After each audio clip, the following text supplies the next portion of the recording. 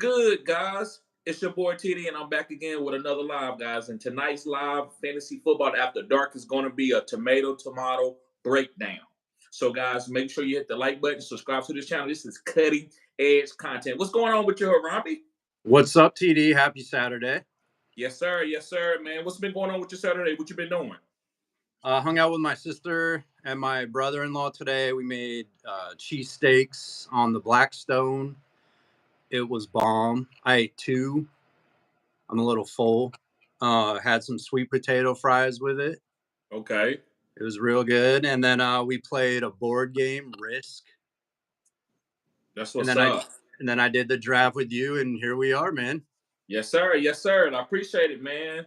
Yeah. Real quick, guys, we want to talk about. Did you see, man? So, what do you think about the Trump thing, man? Him getting shot and stuff. Like, what's going on with that? Well, a lot of people think I'm a little out there with like my thoughts on politics and world issues and stuff like that, and it's kind of like it's a program, like you're watching a program, right? Right. That exists in movies, it exists in music, world issues, the nightly news. I'm a big history fan, like a big history buff, and my girlfriend has a master's in World War II history. In World War II history, you got some bad hombres, running stuff. You come up with propaganda.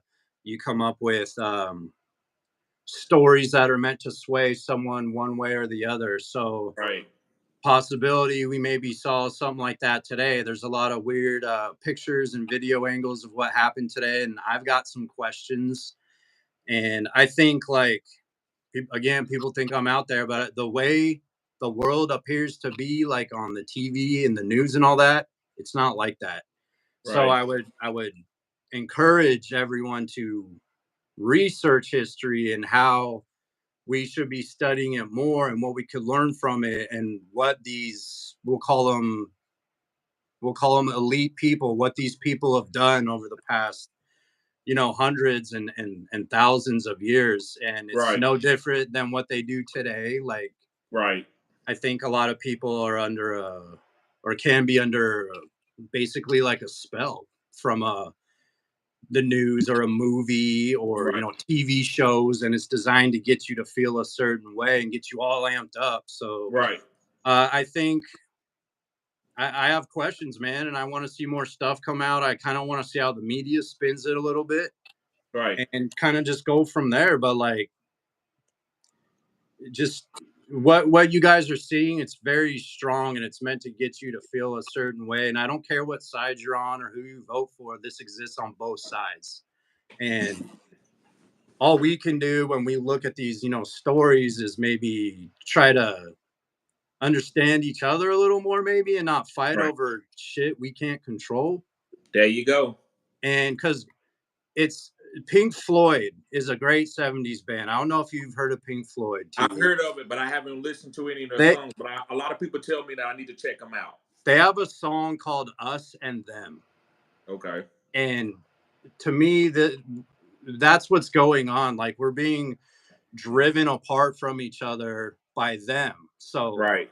They're messing with us, me, you, your common brother, your neighbor, and we're getting at each other's throat for stuff we don't control. So, like, to me, life could be looked at as almost like assimilation. Like, they give us distractions to keep us, pacified and distracted and not concentrating on actual issues. And we tend to fight each other when maybe someone else, we should be looking at someone else we need to get mad at. So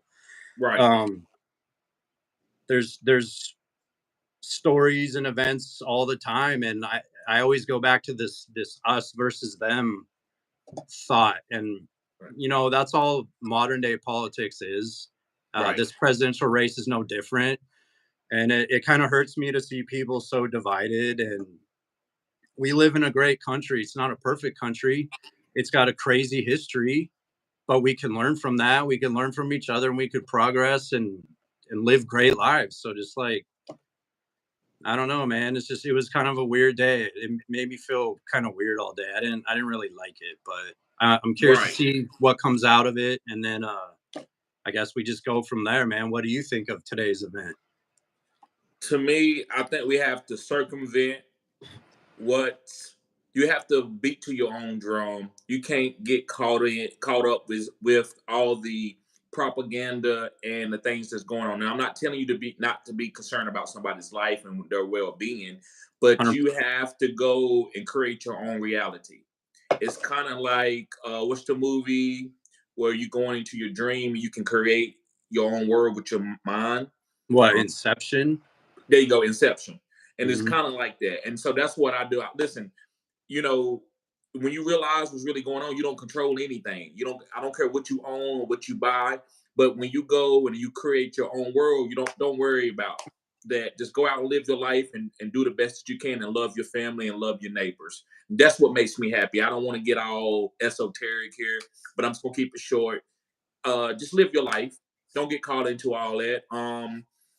I'm not really into politics. I do got some things that I want to do in life that I do want to be able to give to the world. But outside of that, man, I don't care, man. And I mean, if something crazy was to happen now, man, I love my family. I'm good. I'm okay with whatever happens. I'm not gonna try to worry about something that I can't control. So Right. yeah, man, it is what it is. But yeah, bro, let's get on a more happier note. We'll talk about some fantasy. Yes, Guys, sir. I think the New England Patriots is going to be a farm to go and pick up great ADP value. Nobody wants none of those guys. Nobody wants Drake May. People don't really want Ramondre Stevenson. Nobody wants Antonio Gibson. Nobody wants Jalen Polk. Nobody really wants Demario Douglas. KJ Osborne is a Patriot. There you go. And that's another guy. Nobody wants him either. I scooped him up. I scooped him up for free in Dynasty. I had Juju Smith-Schuster. I dumped him, and I picked up Osborne. I'm not going to start him, but like you're saying, like, what if something appears from that? Right. So let me tell you what they're saying, according to Underdog. This is what they're saying about Jalen Polk. They says Polk could secure the Patriots' top receiver spot open for the 2024 regular season if he impresses in training camp. They saying Polk, a rookie second-round pick, didn't begin the offseason working as a starter, but has since worked his way into the depth chart. And as he was a standout at mandatory minicamp, he's been playing really well. They said that the Washington product is considered pro-ready as a rookie. So though his combine workout numbers didn't strongly impress everybody, he's refined enough to quickly hit the ground and running and entrench himself as the New England most reliable wide receiver on the outside of Demario Douglas being in the slot, especially if Kendrick Bourne doesn't come back from the knee injury. So guys, I like Polk. They talking about some of the other guys. They said it wouldn't be surprising for him to start the season ahead of Bourne, Demario Douglas, KJ Osborne, and they did bring Juju back. The rookie fourth round, I do like Javon Baker. I forgot about mentioning him. I think Javon Baker, because he was at Alabama, but he transferred kind of like Keenan Allen did. Yep. Keenan Allen went to Alabama. He's from my hometown. And he transferred to Cal because Alabama was a lot of guys on there that was really good. So that's what Javon Baker did. He transferred from Alabama and went to UCF. So I just want to talk about that. And Jacoby Brissett may start out the season. That's fine. Jacoby Brissett is kind of like everybody bridge quarterback. He'll go to any franchise and be your bridge. And if you want to bring in your rookie, he's okay with that. Also to talk about the Denver Broncos, Audric Estime says that he should be ready for camp. Walmart Jerome Bettis? That's what you call him, boy, Walmart Jerome Bettis. Yes, sir. This is the rookie fifth-round pick. Missed most of Denver's offseason program after undergoing a minor knee scope this spring. Javonte Williams for the lead runner duties in this offense that also has Jaleel McLaughlin and Samaje Perine getting carries and also is a role for this upcoming backfield. It says it's likely to shape up as some form of committee. So Audric Estime has a chance to compete against those guys and get a nice role. I think they cut Samaje Perine this year. What do you think? Yeah. There's no need. Yeah. He's if you like Samaje Perine, you wouldn't have drafted Audrey Estimate. Walmart Jerome Bettis.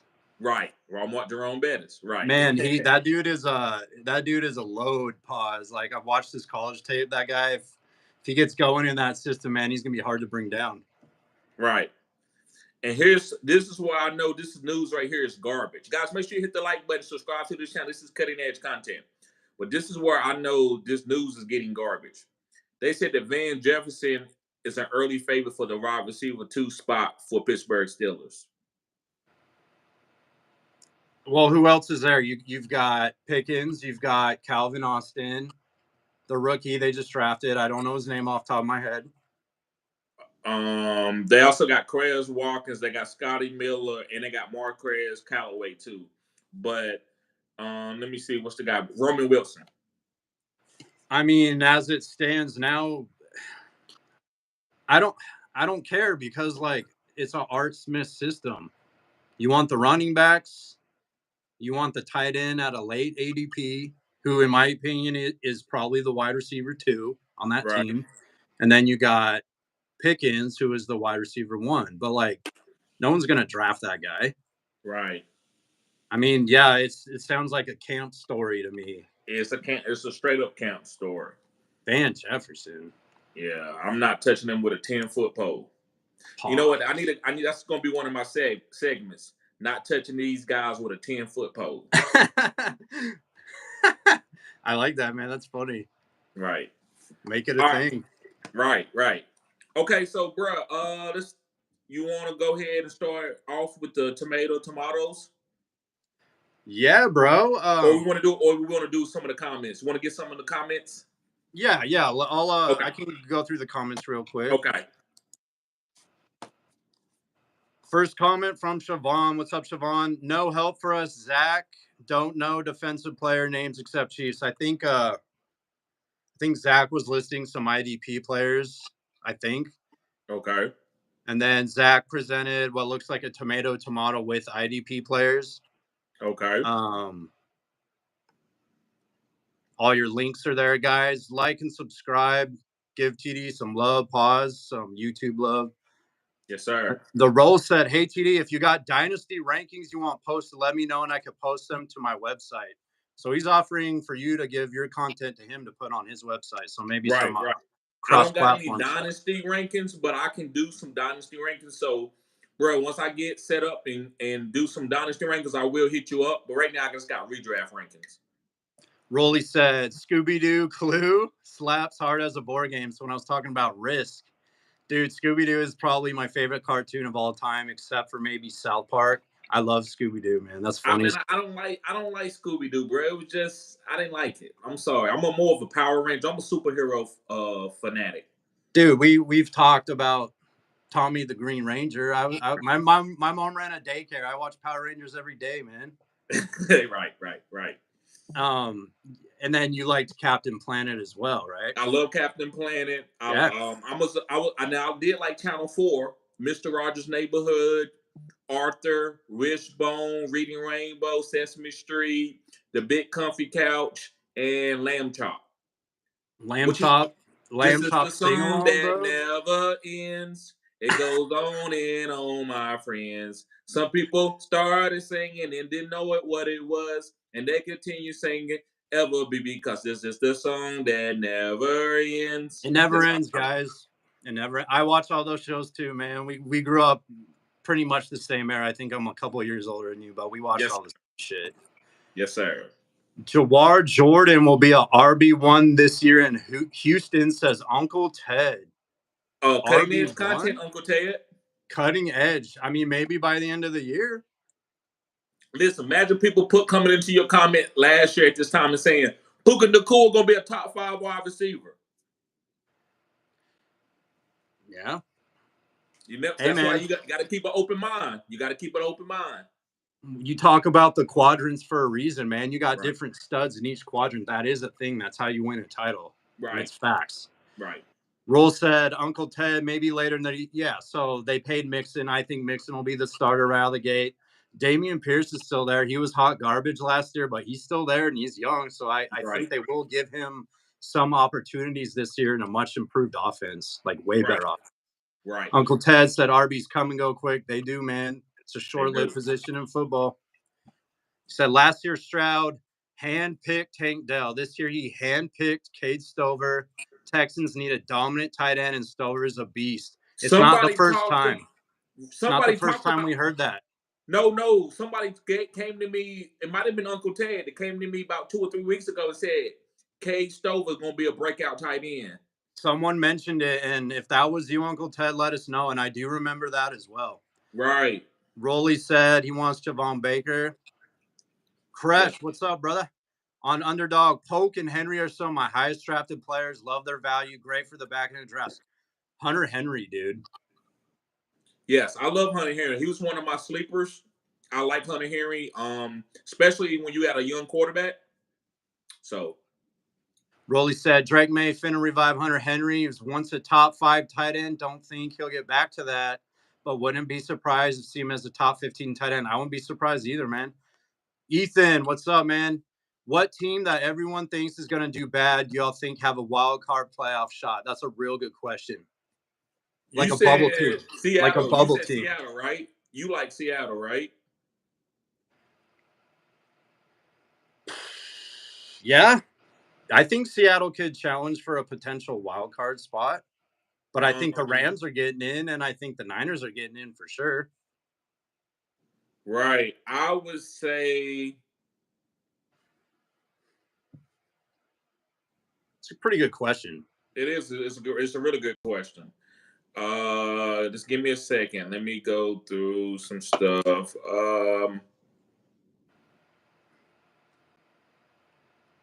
I would say the Las Vegas Raiders. Spicy.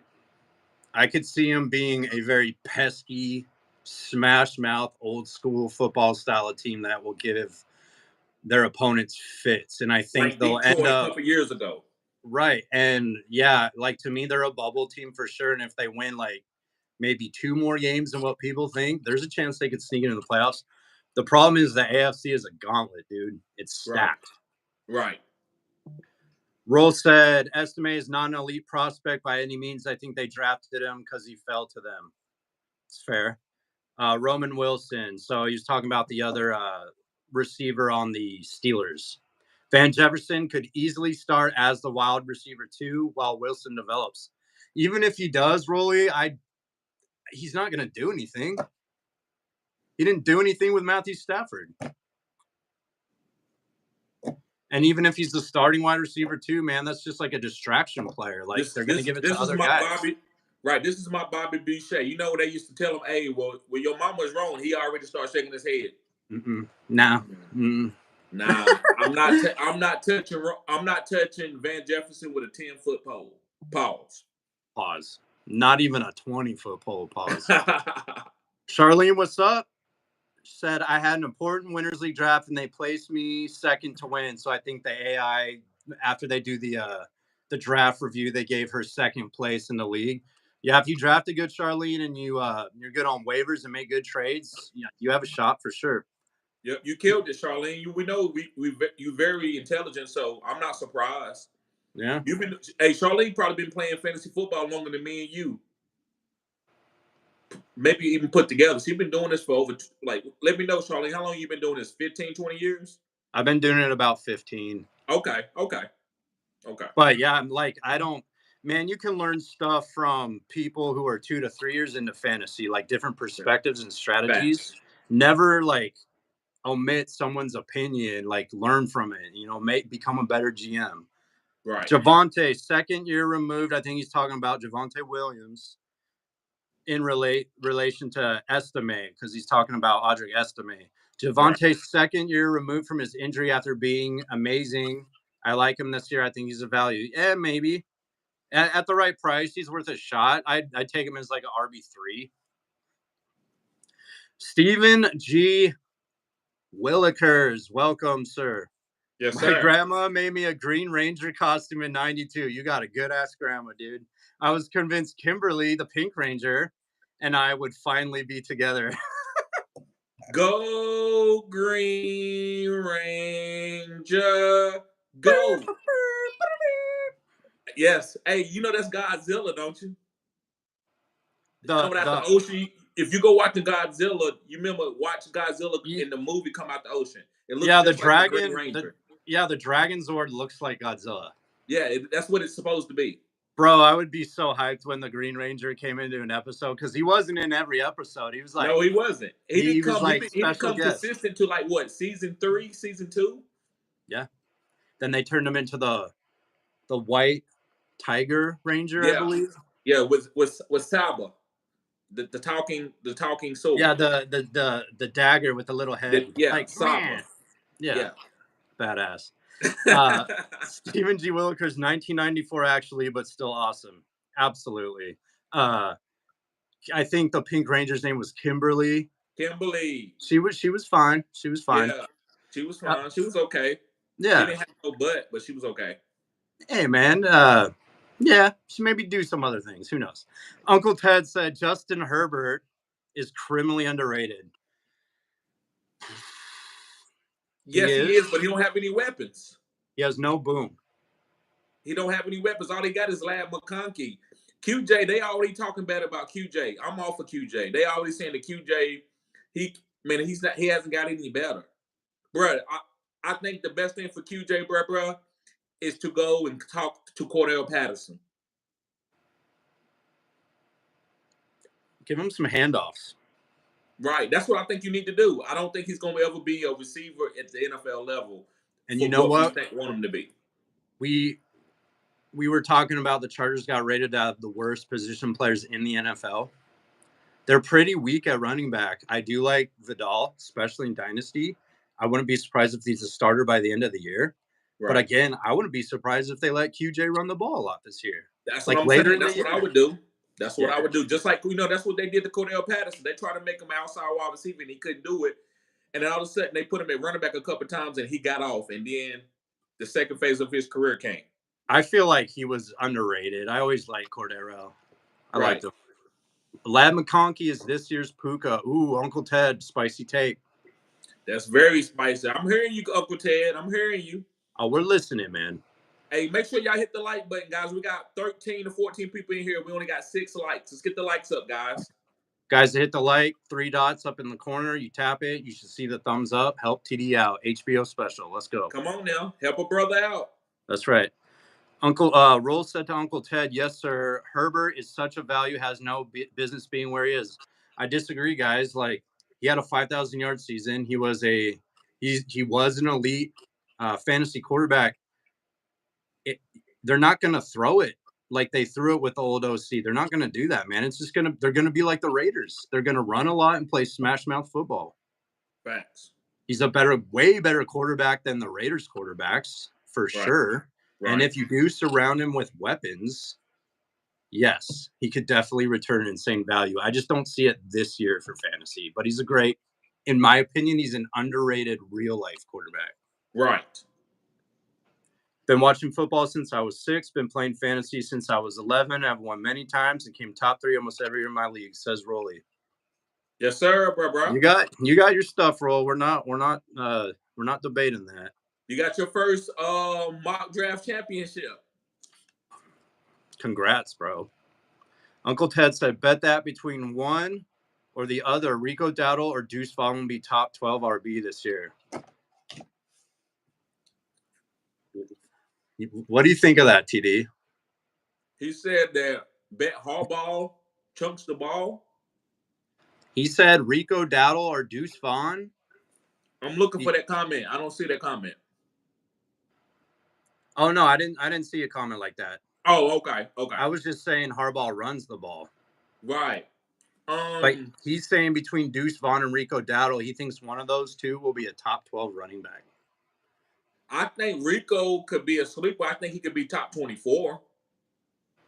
I do believe Rico could be top 24. Rico was explosive last year. Deuce Vaughn, to me, is going to come in and have a couple good plays. I think he's going to be back deep on kickoff return. Maybe that might bring him up to maybe a top 24 guy. But I like Rico. I think Rico is a sleeper. I got him in Dynasty for free $99. Uncle Ted said Kamani Vidal is going to be a star. I agree, man. That, to me, him and McConkey is the future of the Chargers. Those are the two guys, especially in Dynasty, you would want. I got Kamani in Dynasty. I'm very excited for him. Siobhan, what is up? Hit the likes. Yes, sir. Yes, ma'am. So Uncle Ted, it says it right here. He says he bets Harbaugh. He means chucks the ball, meaning they're going to throw a lot. No, I think it's going to be mostly, I would say 60-40 run. I don't think they have enough weapons to throw the ball more than maybe 28 to 32 times a game. Sounds about right. And then Charlene said Josh Allen, Bijan, Kyron, Warren, Ford, Corum, Pittman, Hollywood Pickens, Hopkins, Curtis Samuel, Jake Ferguson, Brock Bowers, Dallas defense, and Matt Gay. So this is the team Charlene drafted. Right. Bijan, Kyron, Warren. You have amazing running backs. Pittman, Hollywood Pickens, Hopkins, Curtis Samuel. And I think you have serviceable receivers, maybe not as good as the running backs, but like if Pittman stays healthy, I say it's a B. I'd say B plus. I think you'll be able to definitely make the playoffs, and I think Josh Allen's going to be an MVP candidate this year, so that should carry you. And Bijan, in my opinion, is the RB1 this year. Yeah, if Pickens breaks out, she wins the league. And if Pittman stays healthy, that's a nice little combo right there. Right. The role says, who's to say Herbert can run? They're not gonna run too much. They don't want him to get hurt. You don't want to injure your franchise quarterback. Right. He can run. They're not going to run him that much. Right.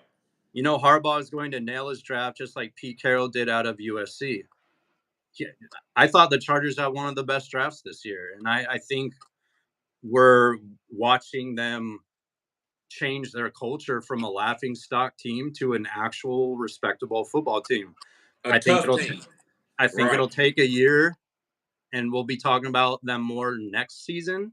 But this season, it's going to be a growing pain. But I won't be surprised if they go out and smash people they're supposed to lose to. Ethan said, I'm not touching the Chargers unless it's Gus Edwards because of John Harbaugh and the run game. I touch Ladd McConkey and Gus are the guys that I'm willing to draft and redraft. I will stash Kamani Vidal. Yeah, I think he's a good stash too. Charlene's been playing fantasy for 21 years. Yep. That's a legal drinking age. Yes. All right. Herbert is a big dude who is fast too, like a white Cam Newton. Don't piece of man. Not quite. He's an athlete for sure. He's an athlete, obviously. He's an NFL quarterback. Right. I'm sure he could run, man, but he's not built like Cam, dude. Cam was built different. Yeah. Ethan's been playing for 6 years. Ethan is a good fantasy football player, man. Yes, I've seen his draft. Very knowledgeable. This guy's only 17 years old. I think he said he was 17 or 18. Yeah. Yeah. Better passer too, says the role. I think Justin Herbert is an underrated quarterback. He needs better weapons, and I think it's going to take a year for them to really fully gel, or they'll gel late in the year and maybe knock some people out of the playoffs or something. Facts. Any news on Kamani Vidal? Not much, man. I haven't heard much. I haven't heard any camp stories from him. I drafted him. He's a stash. Great dynasty draft pick. Because in my opinion, once Harbaugh installs his full system and they have that full culture change, that's one of the future key pieces of the Chargers offense, him and Ladd. Right. And the quarterback. Obviously, the quarterback is a stud. They just need to gel a little bit. Right. I'm weak in wide receivers, says Charlene. I can always go the waiver wire. Yeah. You want to the first 2 weeks of the season are the most important for the waiver wire. That's where you get a Puka Nacua. That's where you get a Kyron Williams. So you need to kind of do your homework and kind of see what happens the first week and make your decisions there. And if you get a stud wide receiver who's a stud the rest of the year, your team's going to be real hard to beat. I'm saying don't even wait. If you see Keon Coleman, you see Brian Thomas on the waivers, you got to go get them immediately. You have to go and you got to beat the rush. Yeah, you got to go be moving. You got to move these guys around like musical chairs. Whenever you have a weakness on your team, you got to go and attack the waiver wire and stash these guys a week ahead of time. Zach, what up, brother? I'm back now. I had to go make some draft picks. Yes, sir, bro. Mr. Drafter. Humongous said Trump. Yeah, man, we talked about it. That was a weird day for that. Humongous. Glad to see you here, bro. Hit the like button. Subscribe to the channel. This is cutting edge content, man. Glad to see you here, bro. Appreciate you being here. That name's hilarious, man. Some of your viewers, I got some funny ass names, dude. They do. The Roll said he ran a faster 40 than Allen. I don't care. I don't care if he ran a faster 40. He's not Josh Allen. He's not Cam Newton. No, it's two different things. I like him, though, man. I like him a lot. I just want to see him succeed. I really do. But it's a different quarterback, man. Right. Yeah. I can't think of an example, but no, that's two different guys. He's not Josh Allen. Just because you have the same weight class doesn't mean you're the same guy. I know a couple guys that weigh the same as Mike Tyson, but they not Mike Tyson. Some of these guys are built different. Harbaugh, to me, is an air it out, roll out of the pocket style quarterback sometimes, but he's also a good pocket quarterback. You talking about Herbert? Yeah. Yes. TD, you are right. A-Chain and Gibbs are the same age, 22 years old. Yeah, they came out at the same time. I'm going to stop the comments after Lonely Bee's comments. So I got 3 more. Okay. And then we'll get to the tomato. Okay. Uncle Ted said, why is everyone so down on Jonathan Brooks, yet was so high on Bijan last year? Brooks is walking to a better situation in Carolina than Atlanta last year. I would agree with the last sentence, but again, to me, like, Bijan and Brooks are a different breed. Brooks came off a knee injury. That's why. If Brooks don't have the knee injury, he might be a first-round pick. I'm not going with a guy that got a knee injury. I'm sorry. I just can't do it. To me, that's the only thing. Chuba Hubbard is there. Rashad Penny is there. Rashad Penny's, I'm not expecting anything. Right, Chuba Hubbard proved last year he can do it. Right. And there, again, like me and TD were talking on a prior video, there were news stories coming out of Carolina that, like, I don't think they feel comfortable with their offense, so they're relying on Thielen a lot. Right. They're going to rely on Chuba a lot, too, if that's the case. It's going to be Chuba and Thielen. Right. And DJ.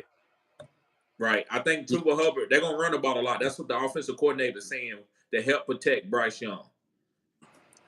Rolly said, I hate when there are beamers on waivers. Beamers, I think he means like elite, good players or fast players. That's why like Dynasty makes you pay for any kind of value.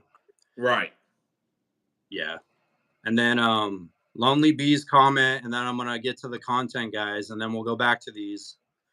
From consensus rankings, name your lowest ranked QB, wide receiver, and RB with top 10 upside.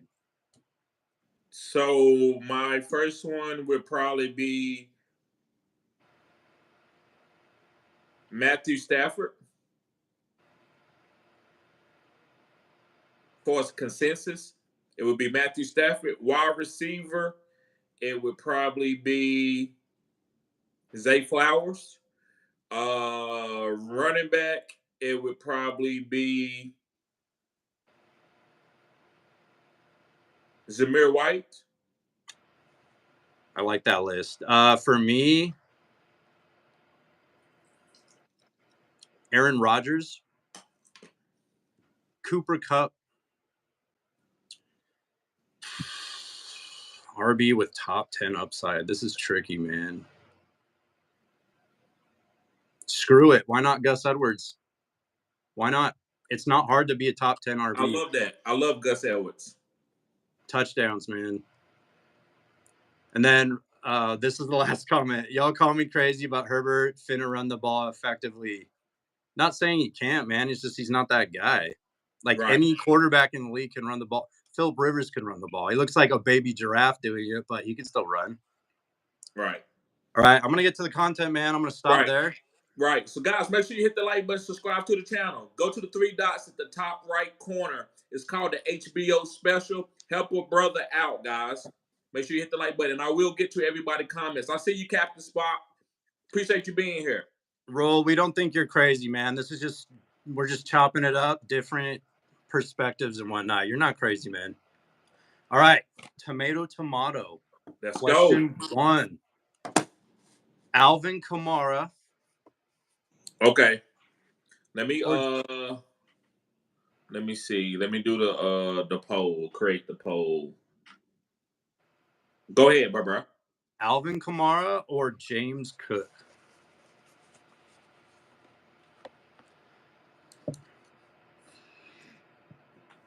Okay.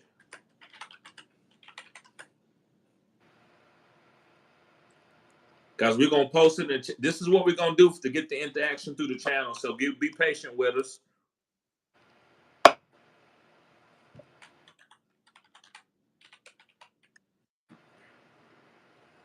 Okay. And Alvin. And James Cook, right? Yes, sir. All right. So, bro, go ahead. Tell me what you think about Alvin Kamara this year. Specifically this year, he's the best player on the Saints. Roll's gonna hate me. He's better than Chris Olave. He's better than Juwan Johnson. He's hurt though. He's better than Taysom Hill. He's better than the quarterback. He's the best player on the Saints. Right. The thing that sets Alvin Kamara apart from other running backs is his skill set. His balance is insane. He breaks tackles. He makes plays look just elite, just like it's poetry. It's poetry in motion. And he's an elite. He is an elite ball catcher. Pause. This guy is, when he's healthy and gets his full workload, he's a top 5 running back. He's a little bit older.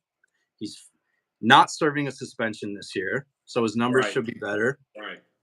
And they're going to let him go after this year. So they're going to, what you like to call, they're going to squeeze him. They're going to get everything they can out of him. They're going to run him into the ground. The running backs behind him are nothing special.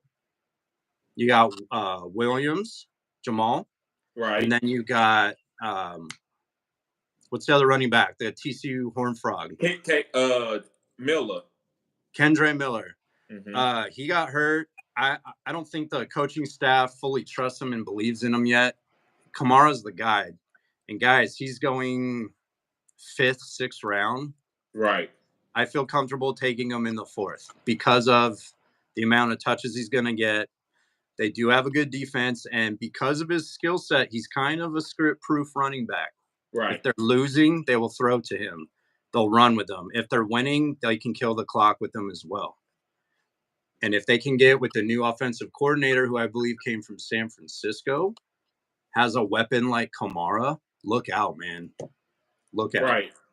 I think we can overthink it. I think Kamara is going to get squeezed, pause for, like you said earlier. I think they're going to try to get everything they can get out of him. He is on the last year of his deal. And so I'm taking Kamara. Kamara, I don't care about Kendre Miller. I don't care about none of those running backs. Alvin Kamara is going to get 70 to 80% of those goal line touches. So I'm taking Alvin Kamara at his ADP value. You're not going to be able to get this type of guy at this point in time of his career at this ADP. So I love Alvin Kamara. I think he's a exceptional running back. I'm trying to take him in every single draft that I can. How do you feel about James Cook? James Cook. Fantasy community moderately high on James Cook last year. You know, Singletary left. He was on the Texans. So a lot of GMs and drafting GMs drafted him to be like, you know, an RB1 and RB2. He's very talented running back, and he has a similar skill set to Alvin Kamara. Right. We haven't seen his PPR upside, which I do think we'll see this year. He's not a true bell cow running back, like a between the tackles guy. He's more of like a toss guy, go run to the side and try to burn up the field, that kind of stuff. Right. Diggs is gone. Gabe Davis is gone. You have Kincaid. You got the rookie wide receiver and some project style wide receivers. I think we're going to see his PPR upside this year, and I think he's going to get more goal line this year. I think they want to keep Allen safe, not getting him 15 rushing touchdowns. Give some of those to James Cook. So I think maybe we were a year early on James Cook, and he still delivered value last year. Right. He might deliver more value this year. Right. I don't believe they get rid of Stephon Diggs unless they believe that they're going to use James Cook at an elite level. Not saying he's going to be a top 5 guy, but they're like, you know what? We can lean on this run game. We can be a tougher team. I believe they got rid of Stephon Diggs because they wanted their, I would say, become a tougher team. They was like, you know what? We passing to Stephon Diggs. We losing to Kansas City almost every single year. They are out toughing us each year in the fantasy football playoffs or in real playoffs. I would say real playoffs. So I believe with running the ball more with James Cook, maybe Frank Gore, throwing it to the tight end, Dalton Kincaid, they're going to become a tougher team. So that's why I love James Cook. So my guy that I'm taking for the tomato, guys, tomato means basically these are two guys who you're going to take. Are you going to wait late to get a guy at a certain ADP? Or these guys could be going right beside each other maybe at the 1-3, 1-4. So to me, I'm probably going to take Alvin Kamara over James Cook. I took James Cook. Okay. You took the tomato. I took the tomato. Why'd you take James Cook over Alvin Kamara? I really think this year. So last year, James Cook dropped 3 touchdowns. If he gets a little more goal line, just a little, maybe 3 goal line touchdowns, and then his PPR value rises. Right. He's more expensive than Kamara, but still where you're getting him in the drafts, it's a perfect spot. And in some leagues, I think people will fade James Cook because they're afraid, well, who's going to get the ball? They're going to throw it to the tight end. Diggs is gone. It's going to go to James Cook too. And I think with the younger talent of James Cook, the ceiling we haven't really seen yet, and I think we might see it this year. So I would take a gamble and go with James Cook over Kamara. Right. By 1 round. By 1 round. Right. I'm taking Alvin Kamara because, for one, we don't have a Josh Allen who might be able to snipe him on a couple of touchdowns. Kendre Miller, I just don't think that they're going to give Kendre Miller the volume to snipe Alvin Kamara. Would he come in between the 20s? Yeah. But when they get in the goal line, they're going to be throwing the ball to Alvin Kamara. They're going to be running the ball with Alvin Kamara. He is the most biggest name and best talent on this team at this point. Chris Olave is too small to be a green zone target. Michael Thomas is gone. Juwan Johnson is hurt. So who's the guy who can get in the red zone, who has been scoring 10 to 15 touchdowns every year of his career? Is Alvin Kamara. So I won't be surprised if Alvin Kamara finishes as a top 5 running back.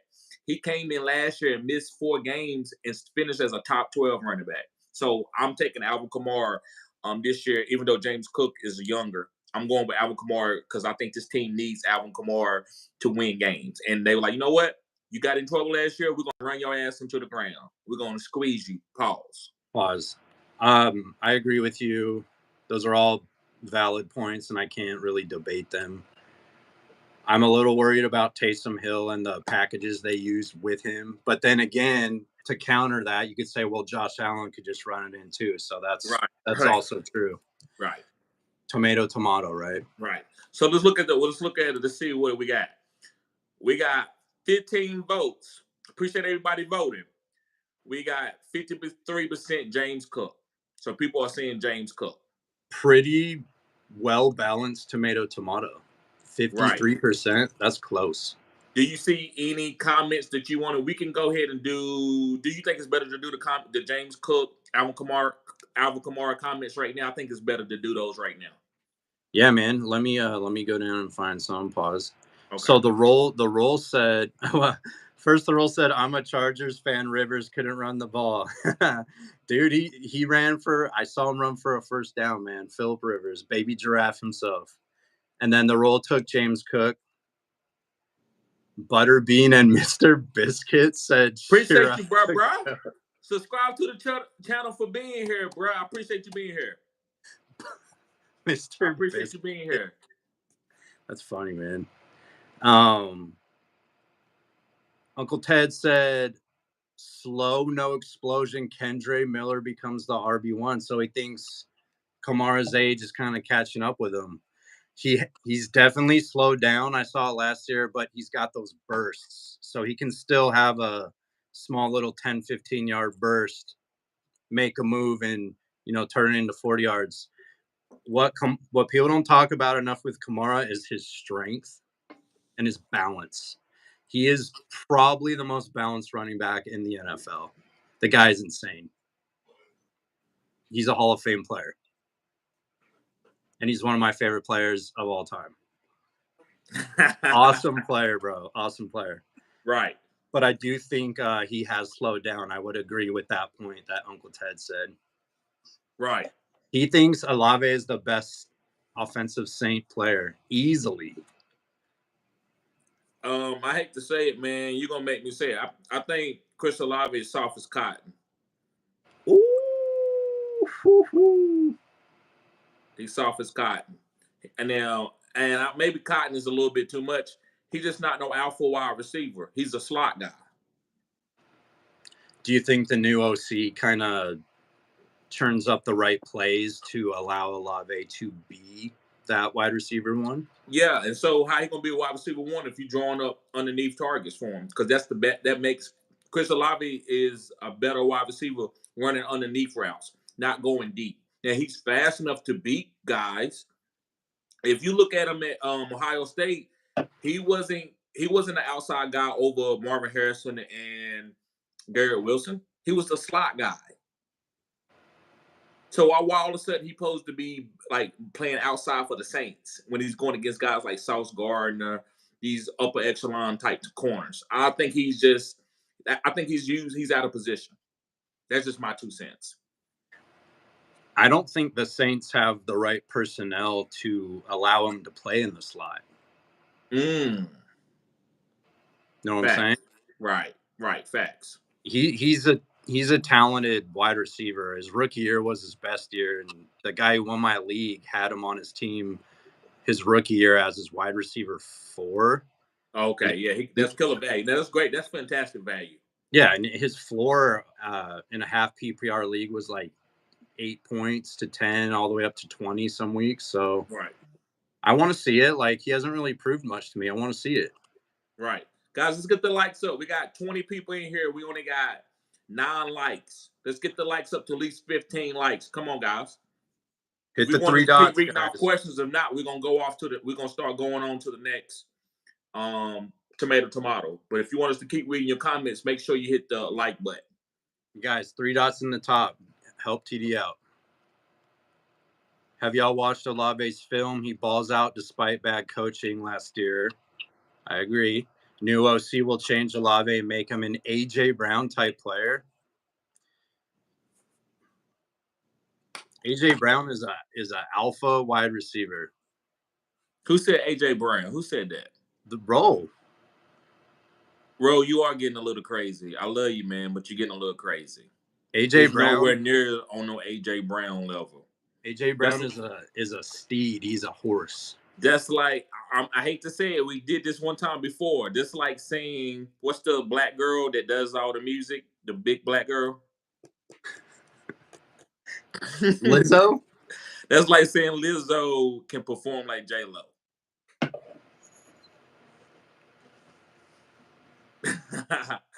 And I'm like, no, bro. No, you can't put them in the same. You could put Lizzo on the same with what's the girl that can sing opera?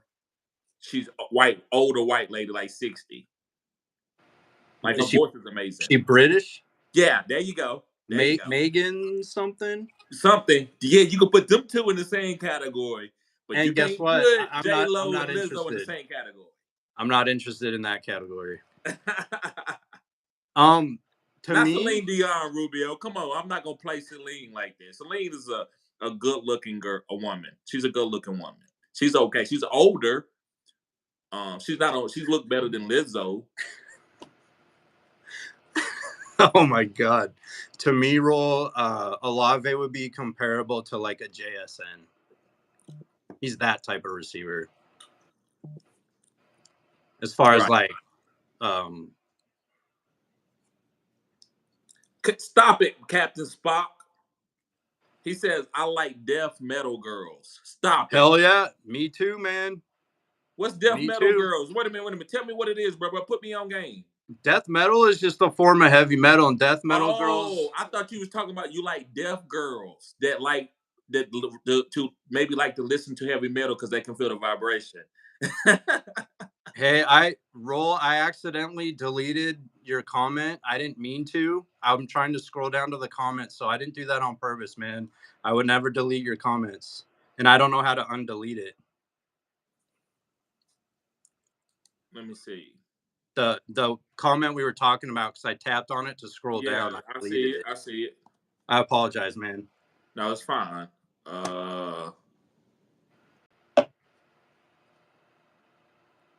Yeah, I can't. They not letting me see it either, so it's no big deal. I didn't mean to delete it. That's on me. That's my fault. Captain Spock said Kamara has had 3 straight years of efficiency drop. Last year was the worst broken tackle rate, yards after contact, yards after catch, yards per touch, and breakaway run rate of his career. I still like his skill set, man, and the amount of touches he's going to get, and he's a Hall of Fame player, but yeah, I'm not in some of those categories. I'm not surprised that he fell. You know, maybe he was getting up to speed again after suspension, but I'm not going to say that as an excuse. Charlene said, "Oh, go ahead, bro."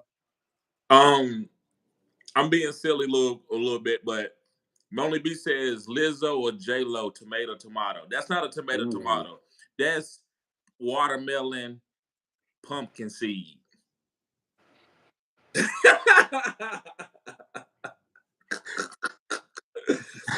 That's not tomato. But I'm going with J-Lo on that one. But go ahead, bro. I'm sorry. I'm messing up the live. Go ahead. No, man. That's what Fantasy After Dark is, man. That's what this is. That's funny as hell, dude. If Charlene said if Cook stopped fumbling the ball or get in the end zone, I would say Cook. Charlene, he dropped a touchdown for me in the title game last year. I would have won my title game against they were playing the Patriots. That drop killed me. And you're absolutely right. Hang on to the ball. Let's get this guy a little more goal line and some more PPR value. And I think the sky's the limit for James Cook. He's related to Dalvin. Dalvin was a great fantasy running back and real life running back. Little different. Right.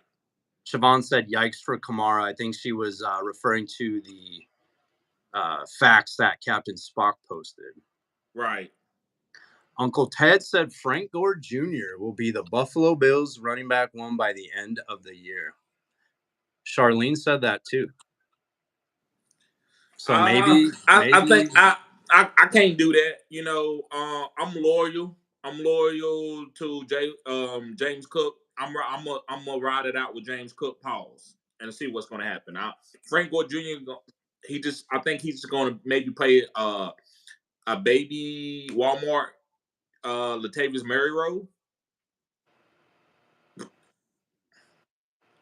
That dude pissed me off last year, man. Well, he didn't piss me off. The coaches pissed me off. The coach is an idiot. Right. That was ignorant. McDermott is an idiot. He is, bro. He is. Terrible. Right. Roll said to Uncle Ted, that's a bold take. I actually like he has the bloodline upside. So he's talking about Frank Gore Jr. Right. Ethan Curry, Ramondre Stevenson will be a top 5 back. And it's the biggest upside for his pick. I think that's possible. That's a good take, man. And then Siobhan has a good question here. What about the Buffalo offense? Is Cook going to get better opportunity than Kamara? I think he's going to get the same style of opportunities. No, not when you got Keon Coleman, who's going to be a great red zone, green zone target guy. And you got Josh Allen, who's going to have 5 to 7 rushing touchdowns. I think Alvin Kamara, Derek Carr ain't getting no rushing touchdowns. So that's why I picked Alvin in the tomato discussion. So I'm going with Alvin. I think Alvin's going to get more touches than James Cook. But I think James Cook is going to be more efficient and more explosive. To follow up that point, Uncle Ted had a perfect comment. Keon Coleman is worth the lotto ticket pick because of what you're alleging to. Right. Facts. Semi-rebuild in Buffalo. No, I think they just redefining the team. That's what I would say. offensive shift. Yes, there you go. Facts. Lonely B, I think Mike Davis can be the goal line running back in Buffalo. The Bills will run more, but Cook won't necessarily get all the rushing attempts. I think they're gonna give him the first dibs on it this year because I think the offensive coordinator and the head coach is hearing people talk the way me and you are talking. Like, what the hell are you doing with James Cook? I believe if he go and use James Cook like that, they will fire him for an offensive genius guy because they're not going to see James Cook be used and you sit around and sit him down for fumbling. Don't you know that Kareem Hunt first carry of his NFL career he fumbled, and guess what? Henry did. They gave him the next 20 carries. You don't sit around and sit a young guy down when he fumbles. You got to keep it moving. You don't make him start thinking about, oh, I might fumble. That's why I thought he should have been fired kind of last year. I thought I would have moved on from him. I would have got like an offensive guru. When they fell in the playoffs, I would have fired the coach. It didn't have nothing to do with the playoffs. It's the way he was using James Cook. And I'm not even being biased because of fantasy. If you can't use James Cook correctly, if you sitting around taking him out the game and put Latavius Murray down in a third down, what the fuck are you doing? Excuse me. I know it's fantasy after dark, but what the hell is going on? Hey, you let those F-bombs fly, TD. I had him on my team last year, and he's a young player. You want to allow him to get his legs under him. You want him to build confidence even after he makes a mistake. Give the guy another chance as a future position player of your team. Right. So he fumbles. They take him out. I'm screaming at my TV. All you owners of James Cook in fantasy, we're screaming at your TVs. What the fuck, I'm going to let that F-bomb fly too. Right. Josh Allen fumbles or throws a bonehead interception, and you then don't take him out. They let him do his shit. Yeah, he's the quarterback, but like, what kind of message? What kind of message are you sending to your players, man? Right. McDermott's an idiot. He is, bro. And he's a good defensive coordinator, but he don't know how to run no fucking offense. So that's one red flag. You can't use one of your toys on offense. Pause. The second thing, the Bills are notorious for not advancing in the playoffs. Guess what they didn't do last year? They didn't advance in the playoffs. Fire his ass. Right. Let me address Ethan. Ethan says TD talking about James Cook like a true running back. Bruh, the game has changed. Devon A. Chain, James Cook bigger than Devon A. Chain. So Jahmyr Gibbs, how big you think Jahmyr Gibbs is? Jahmyr Gibbs ain't no damn 220 pounds. Jahmyr Gibbs is 205. So the game has changed. You don't need no big, steady 230-pound running back, but you need to not run them into the ground. You got to be able to give them a David Montgomery like. That way they can be explosive. But you don't see, if they in 3rd and 9, David Montgomery's not going to be out there unless something's going on with Jahmyr Gibbs. Jahmyr Gibbs is going to be going out for a pass pattern at that point in time. You're not going to see them taking James Cook out or not James Cook, but Jahmyr Gibbs out in a pass down situation and putting David Montgomery to run a damn pass pattern. Sean McDermott would. Yeah, Sean McDermott would. Right. Facts. So I forget who they were playing last year. James Cook fumbled. They took him out for, I think, a series or two. They put him back in and gave him, I think, 3 or 4 handoffs in a row, and he was tearing off 10, 15-yard runs each time. He can absolutely run the football, man. Right. We haven't seen what he can do with a full workload. That's not his fault. That's the coach's fault, man. He's a cook. His brother Dalvin was a fantasy stud. He can be a fantasy stud, bro. We just need to see it. He needs his chances. He needs to catch the ball, and he needs to stop fumbling.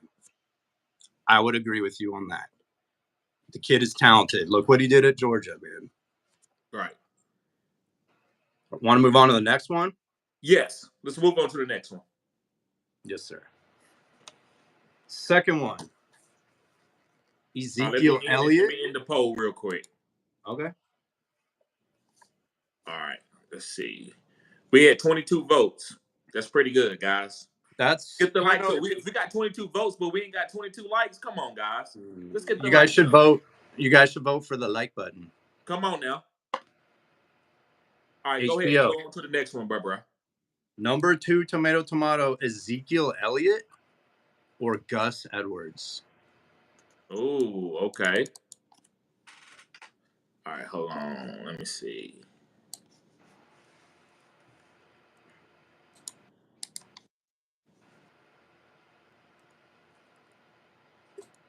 All right, you said Elliott.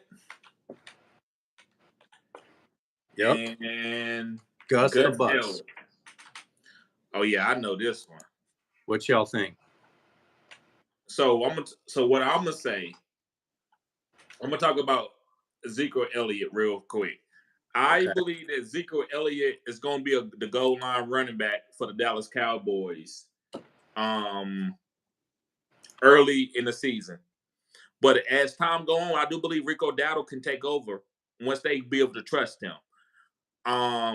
So I'm not sitting here and trying to say that Zeke Elliott is going to be top liver. Zeke Elliott is still one of the best blocking running backs for pass protection in the whole NFL. That's why you're going to keep seeing Elliott on teams. He's a great pass protector. He would knock over linebackers. But I don't know if he could be the goal line running back. I think he can stay healthy, but do you think he's going to be the goal line running back and get 15 rushing touchdowns like a Raheem Mostert, like a James Conner? I don't think he's that.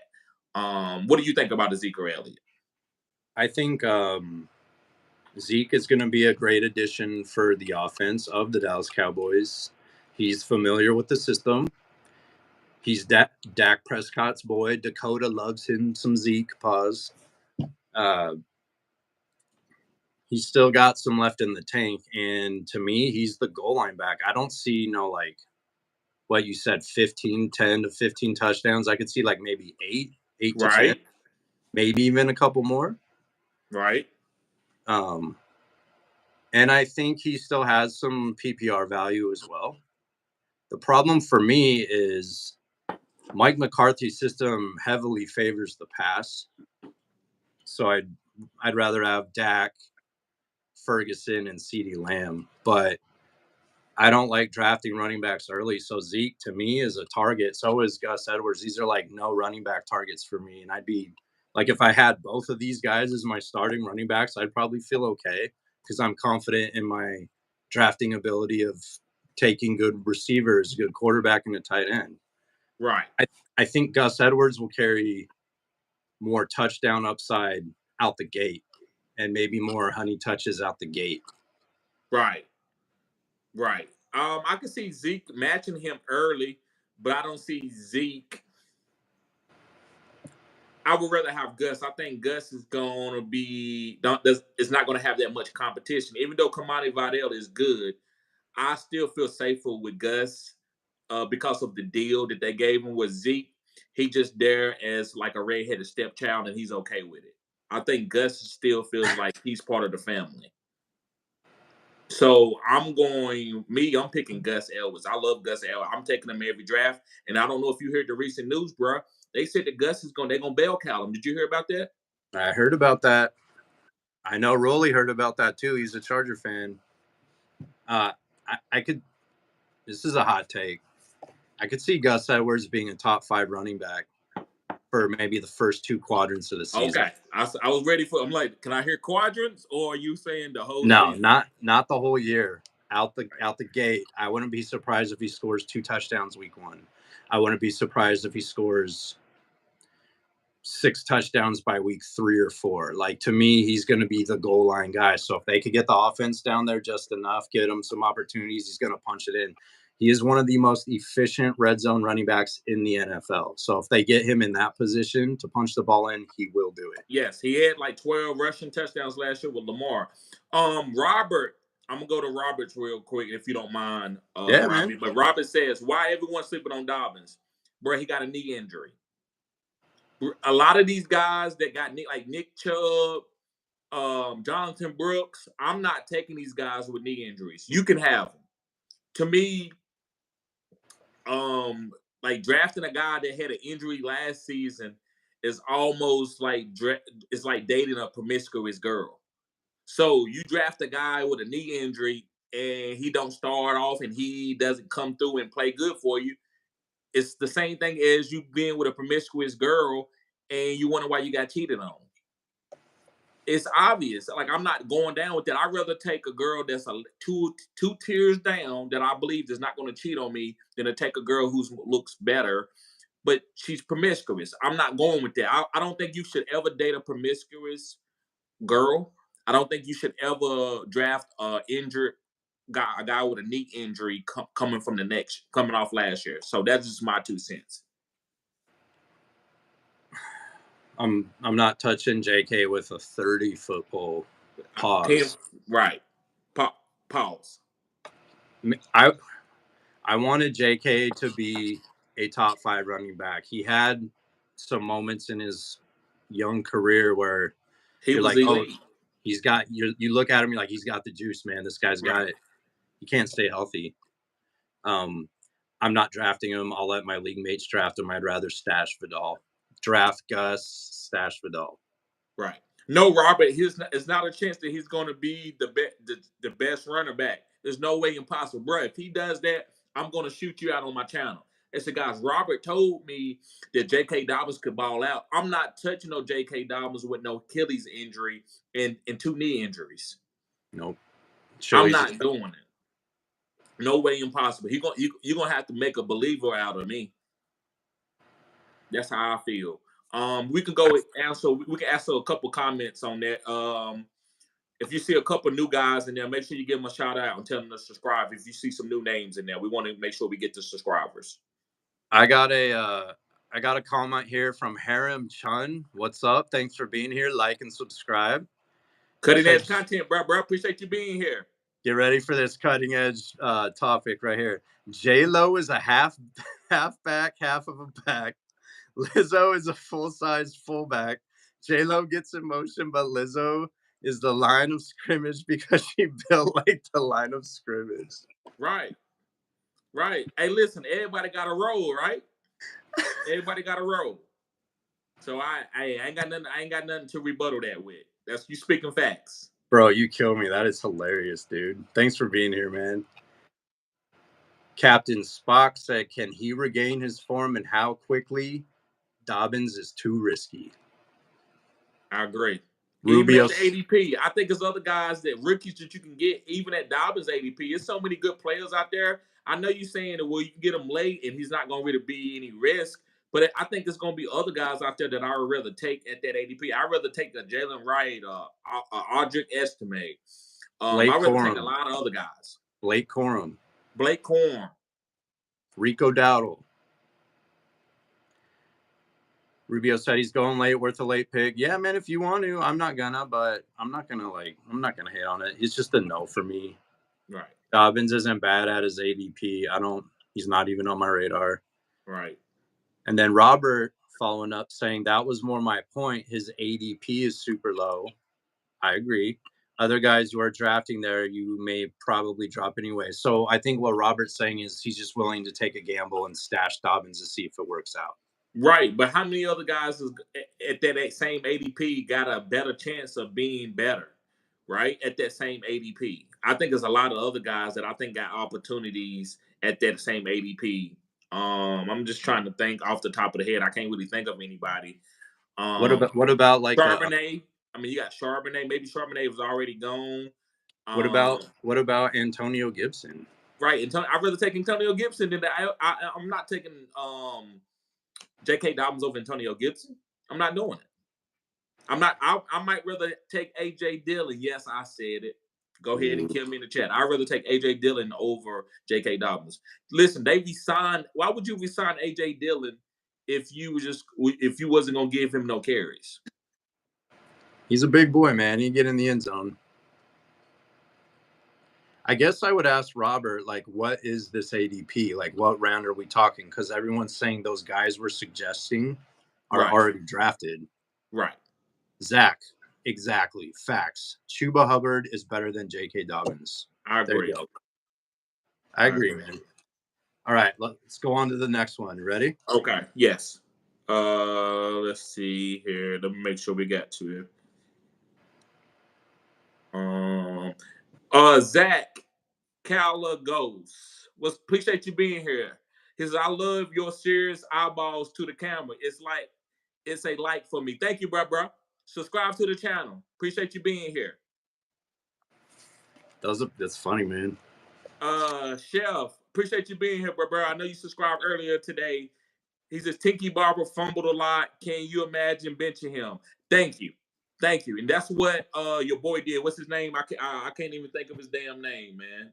The coach from the Buffalo Bills. It's terrible ass. Sean McDermott. Great defensive coordinator, but terrible personnel guy. You right, Chef. You talking facts, bruh. Just going through real quick, making sure we got all the guys. Okay. Yeah, let's go on to the next one. So let's talk about the poll. We got Gus Edwards. He killed it, bro. He got 73. He got 73% to Zeke Elliott 27%. Yeah, I don't blame you guys at all. I think I took Gus the bus as well.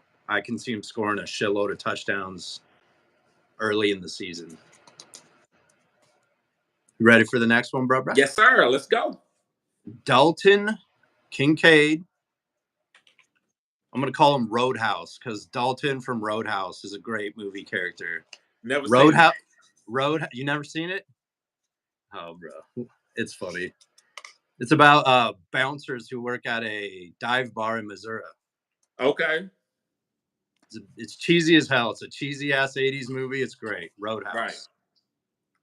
The OG one, not the new one. That one sucked.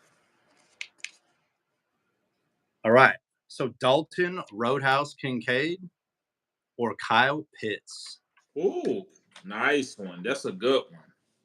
I like that one. So, already, I'm going to talk about Pitts. Listen, Pitts, I don't care nothing about his stats. Sometimes you have to go to guys off their talent. If you don't go off talent and you're waiting for a great situation, you're going to miss these guys every single time. That's why I think I was high off Tyreek. And I mean, like, far as I thought he was going to be a great player because I saw the type of talent that he had. Also, let me see, Kamara. I thought this guy was very, very talented. So sometimes you got to go off talent. So I think Kyle Pitts is one of the most talented tight ends in the game. And I'm drafting him at the right ADP this year. Now, going on to Kincaid before I choose my tomato, I do think Kincaid is going to be hyper-targeted this year. I think he is like the Buffalo's Kelsey. So I want to give Kincaid his respect. I think he's a good route runner. He was good at Utah. What do you think about Kincaid? Do you think Kincaid is like going to be Kelsey-esque, or do you think he's just going to be a top 10 tight end? I don't think he's Travis Kelce. Travis Kelce is a Hall of Fame player. I can't stand him personally, but like I'm not gonna hate him for being an insanely talented football player. I think he'll be as targeted as much as Travis Kelce was, hyper targeted. To me, he's a wide receiver you plug into the tight end spot. And Stephon Diggs is gone. Gabe Davis is gone. There's a lot of abandoned targets that need to go somewhere.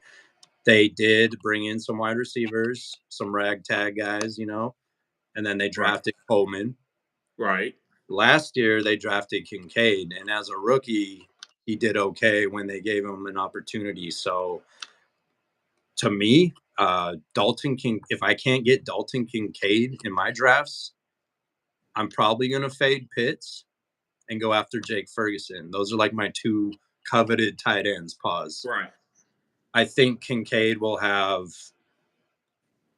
close to 1,000 yards, if not over. Probably 7 touchdowns. Okay. 80-something catches. Right.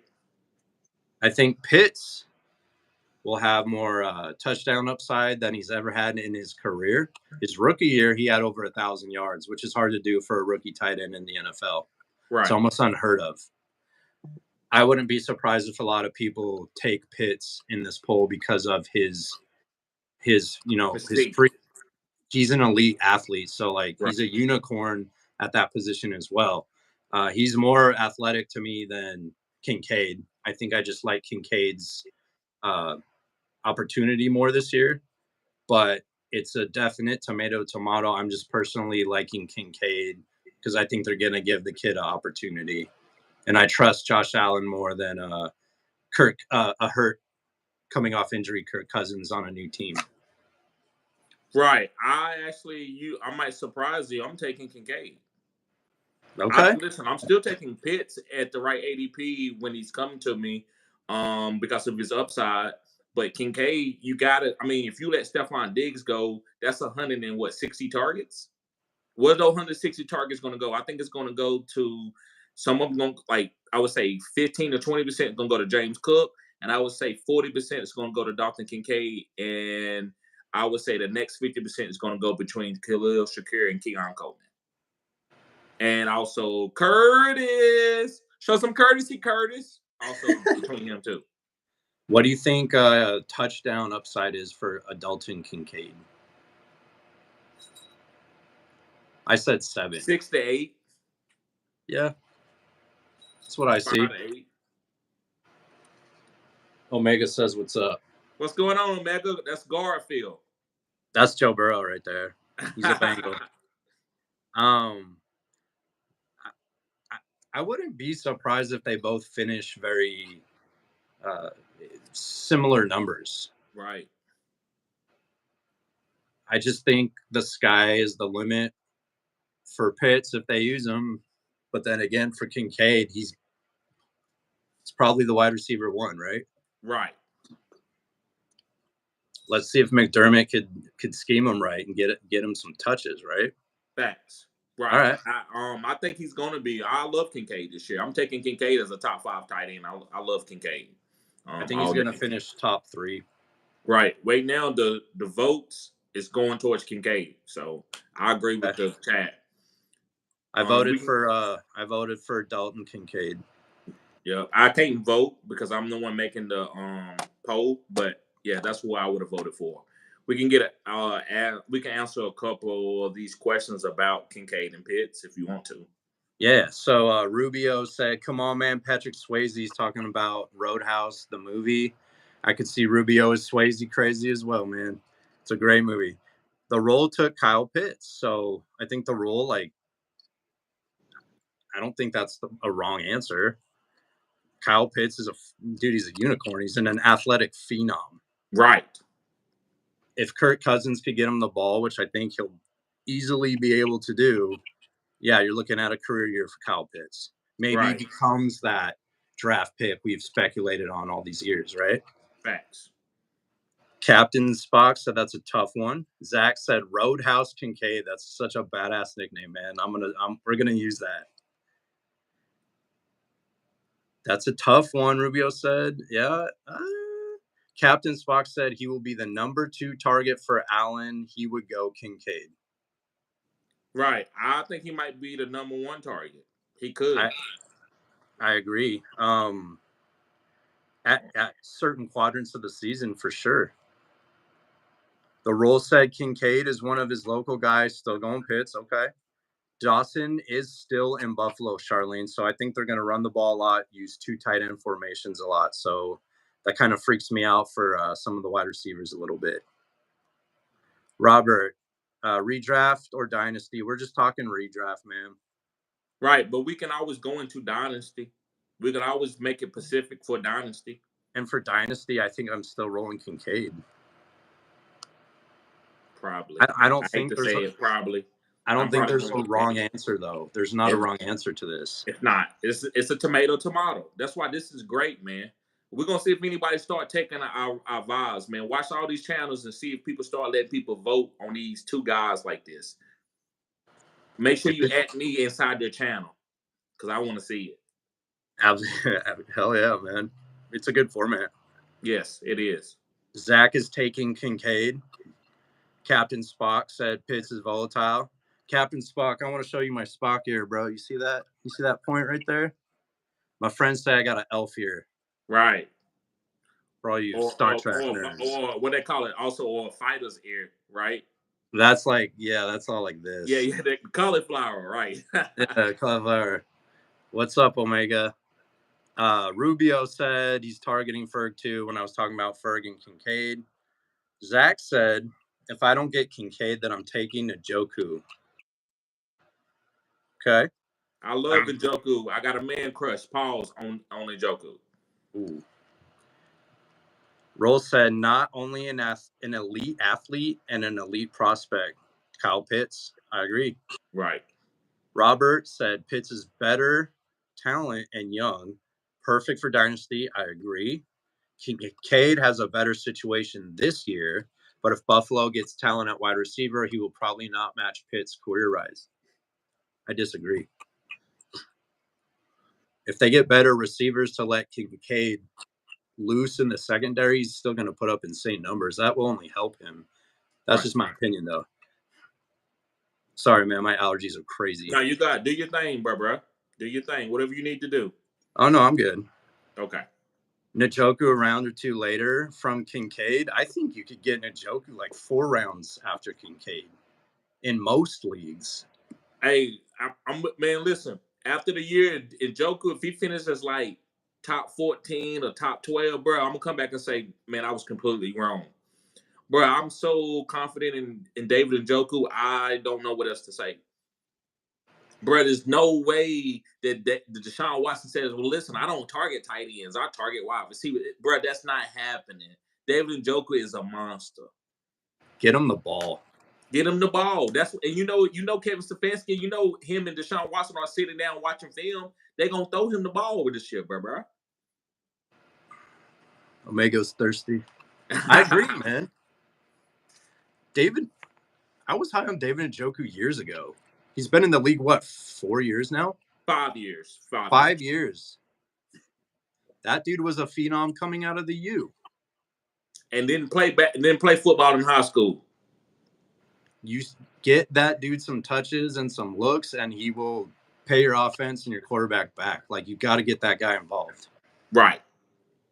Denzel Span, what's up, bro? Glad to see you here. He says, I got McBride in the 6th in my startup dynasty. I would go like 4th or later. Yeah, I love McBride. McBride is my number 1 tight end. I ask you this, so Rami, you've been watching a lot of my content, and you watch other people's content. Was I one of the first guys that said that McBride was the number 1 tight end, like far as starting maybe 3 or 4 months ago? You're high on McBride, dude. Right. I haven't seen anybody else. Now I've seen people say that he's the number 1, but I didn't see anybody saying that McBride was going to be the number 1 tight end early in like around February and March. I mean, you've been calling him Baby Kelsey for a minute now. Right. So I'm high. That's my number 1 tight end. I don't think anybody else is really. I think people are now got on the ship with that, but I don't think nobody was saying that he was going to be the number 1 tight end early.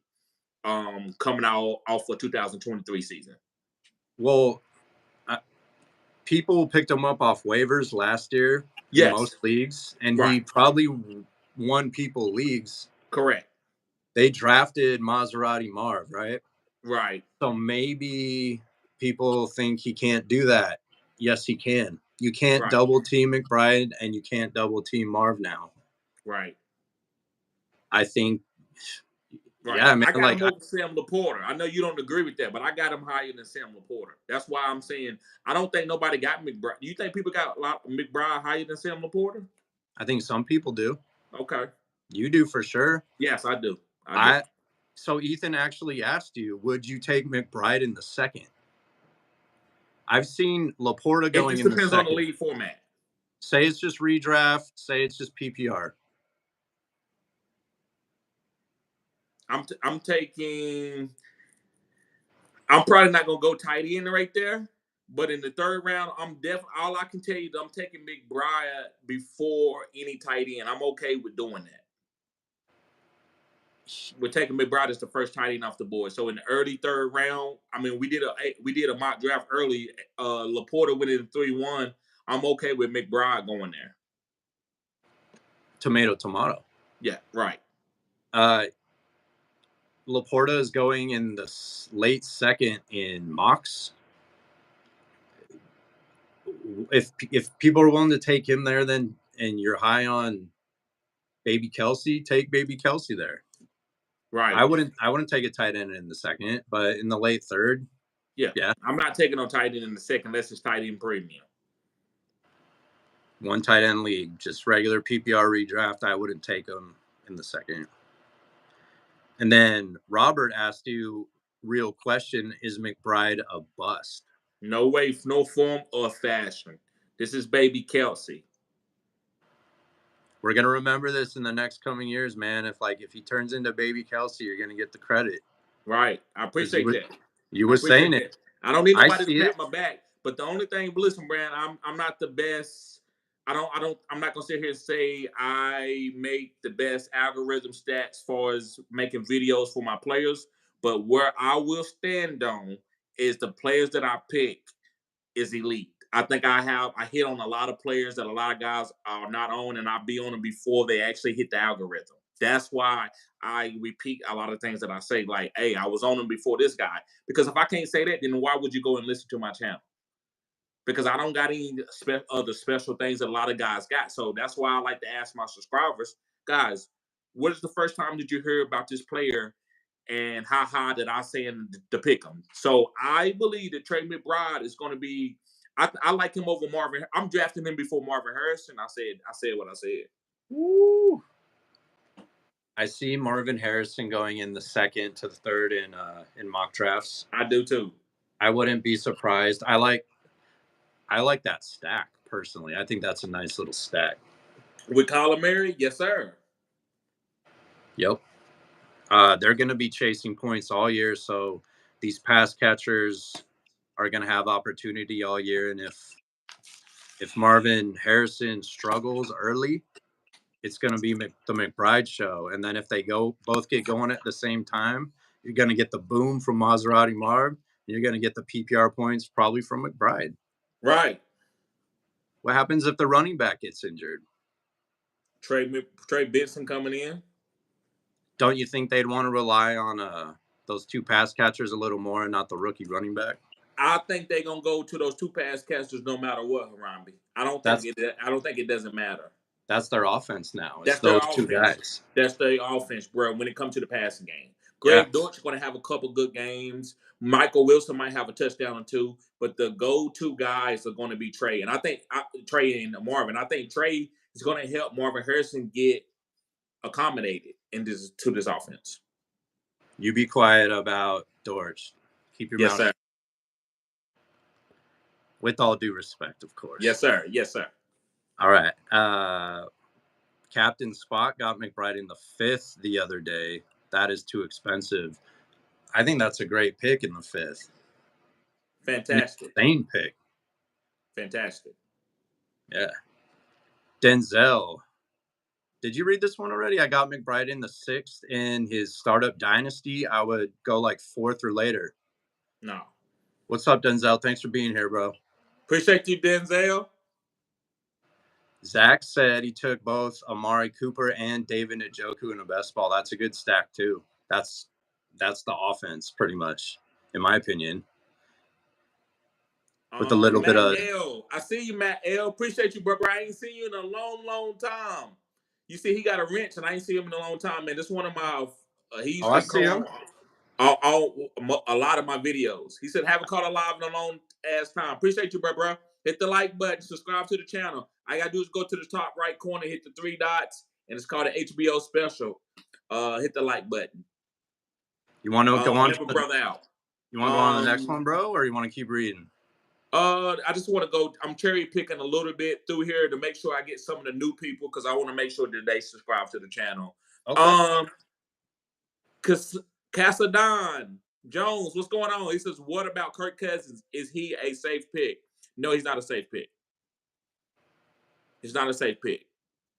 I would rather take Justin Herbert over Kirk Cousins this year. That's a spicy take. I know it's a little spicy, but I think Justin Herbert is, safer than Kirk Cousins. That's all. Just safer. I would agree with a safer pick. I think Kirk has more fantasy upside if he stays healthy. Right. He gets hurt, man. He's coming off a nasty injury. Right. All right, bro. We can move on. Let me end this poll real quick. I got a spicy one. Okay. I'm going to mix it up a little bit here, guys. We're going to get off the subject of fantasy football, and then we'll get back onto the subject of fantasy football. This is a tomato. You ready, bro? I'm ready, bro. Tupac Shakur or Biggie Smalls? I love that. This is what we do in Fantasy After Dark. Okay. This is the great one. This is good, bro. It's a hot topic right here. All right. I'm gonna break them down. So I'm not a rap connoisseur. I'm an R&B connoisseur. I love R. Kelly, Al Green, Marvin Gaye, Prince, Michael Jackson. I like R&B, but rap. I started listening to rap when I was like 19, 20 years old. You might say 19, 20? Guys, I used to mumble rap songs because I didn't know the words, because I really wasn't a rap guy. I was brought up into I was brought up into the liquor in the liquor houses where my mom listened to R&B our whole life. So I know a lot of R&B songs. But going off of Tupac and Biggie, when I heard Biggie, his lyrics is killer. I think it's better than Tupac. But when I hear Tupac, I get inspired to go and be great and be a sacrificial lamb. And when I say sacrificial lamb, I'm getting a little bit spiritual, but I mean, like, I'm willing to go out here and die for my cause. Tupac, I can feel his music here. And I'm gonna give you another artist that became one of my favorite artists after he died, and I felt bad because I don't like being late to the ship. Just like I get on to y'all, oh, now you on Amara after he didn't hit. So I don't like being that either. And I got on to DMX when he died, and I felt bad. DMX is another one. He's not the most lyrical guy, but when I hear his music, I feel it here. Tupac Shakur, I feel his music here. Dear Mama, Blacker the Berry, the sweeter the juice. I say the darker the roots. I don't know the lyrics, but anyway, I love Tupac. Yes, I love Tupac. So I'm gonna go with Tupac because I think he is more inspirational rap than Biggie. Where I think Biggie can play the game better. I think Biggie just can rap and give you the bars better than almost any rapper ever. You spun that perfectly, man. I'm from California. Who do you think I'm gonna vote for? You going with Tupac? Always. I'm born and raised in California. I was born in '83, so I was like coming up as a '90s kid. I had the '90s rap phenomenon out here, right? So we had Tupac, Snoop Dogg, Ice Cube. Ice Cube is my favorite rapper. I love Ice Cube's music.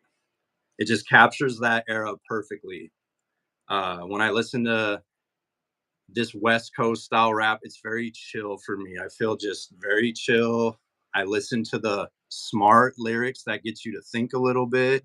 And it gets you to think about your real life and like, oh, damn, you're right, Tupac. You know, he had great beats too. He had hard hitting songs. He had chill songs. He had emotional songs like Dear Mama. He had some gangster ass songs too. Yeah. Like, Biggie, that's why I hit your chick, you big, fat dude. Right? I don't want to go ahead and give it to you. Like, that song was crap. I'm like, damn, Tupac, where that come from? He went hard at Biggie. But anyway, go ahead. I didn't mean to interrupt you, bro. Make money. Of course, man. Dude, and then when I think of Biggie Smalls, these guys were friends, right? And then they became enemies in the game and everything. Like, for like real life issues and to think and like how art in the music translated to life, like Tupac kills it. Right. Biggie is probably or was more important in the rap game itself or the industry. He was like the better industry guy. Right. So the way you spun it was interesting and it was perfect. Right. I can't listen. When I listen to Biggie Smalls, I'll just put on the greatest hits. Like, I don't go diving through the albums and everything. But like with Tupac, I can play every album of his from start to finish. Right. But I bet people on the East Coast would think differently. But it was more of a vibe listening to a West Coast like '90s beach style vibe, listening to that stuff like LA and everything and all that. And then when I listen to Biggie, I hear like East Coast R&B influences, like different, like true hip hop, root style stuff when I listen to Biggie. Right. So that's the difference for me. Right. I think Pac was just inspirational. You could tell the way he grew up. I also think that he sold out, which is a good thing. He sold out for the black neighborhood. A lot of guys, we don't sell out for the black neighborhood because it doesn't get us anywhere. Where Tupac could have been one of the most richest. Like right now, if you want to talk about the most successful rapper, you would say is Jay-Z. Tupac would have doubled his money. Tupac was gonna be a great actor. Tupac was a great actor because he was kind of crazy, and I mean that in a good way. He was crazy, very intelligent, crazy. Most intelligent people are crazy. To me, they are, man. You're right. Yes, And to yes. me, when I think of Tupac, because not all I'm a metalhead, you guys. Like I'm not a big rap fan, nothing like that, but I appreciate good music all over the board. Right. He was inspirational, and to me, he was like almost like a prophet. Not Right. a false prophet, but a guy who gets you to like think of bigger topics, you know? Right. Right. So right now I see these nuts says pause. He says on the clock right now and got 10 minutes left. Cook, White, Jacobs, Walker, all available. Who am I taking? I think I would take Zamir White. Oh, wait a minute. It taking depends Cook. on what ADP you at. I might take Jacobs, but if I would say Jacobs. At this ADP, if you were like in the 5th, 6th, 7th round, I would take Jacobs. Yeah, I think he's like a 3rd round ADP guy right now. Right. Half point PPR. Yeah, I would probably take Jacobs. Or it would be Jacobs, Zamir White, Cook, then Walker. I would have Cook over White in half PPR. Right. I can't do it. But I get it, man. Like, to me, Zamir White's getting guaranteed honey touches, right? Right. But I'm willing to gamble on that one, personally. Right. Matt L says Ice Cube's the most underrated lyricist in rap. Dude, he I is would say phenomenal. right. He's I so would say good. LL Cool J. Don't sleep on LL. My homeboy Matt Galloway put me on LL Cool J, man. He showed me where he came to Sway and he was killing it. And I'm like, damn, yeah, LL. He says LL is the GOAT. I'm not gonna argue with him. For just straight lyricist, LL is great. Mama said But knock you out, man. Ice Cube wrote for the whole what's the name of that group? NWA. He wrote for the whole NWA except for a couple guys.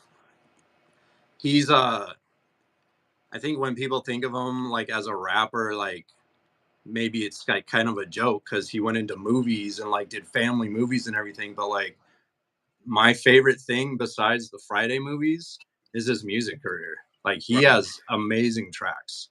Right. Very chill. Yeah. Very smart guy. Very intelligent guy.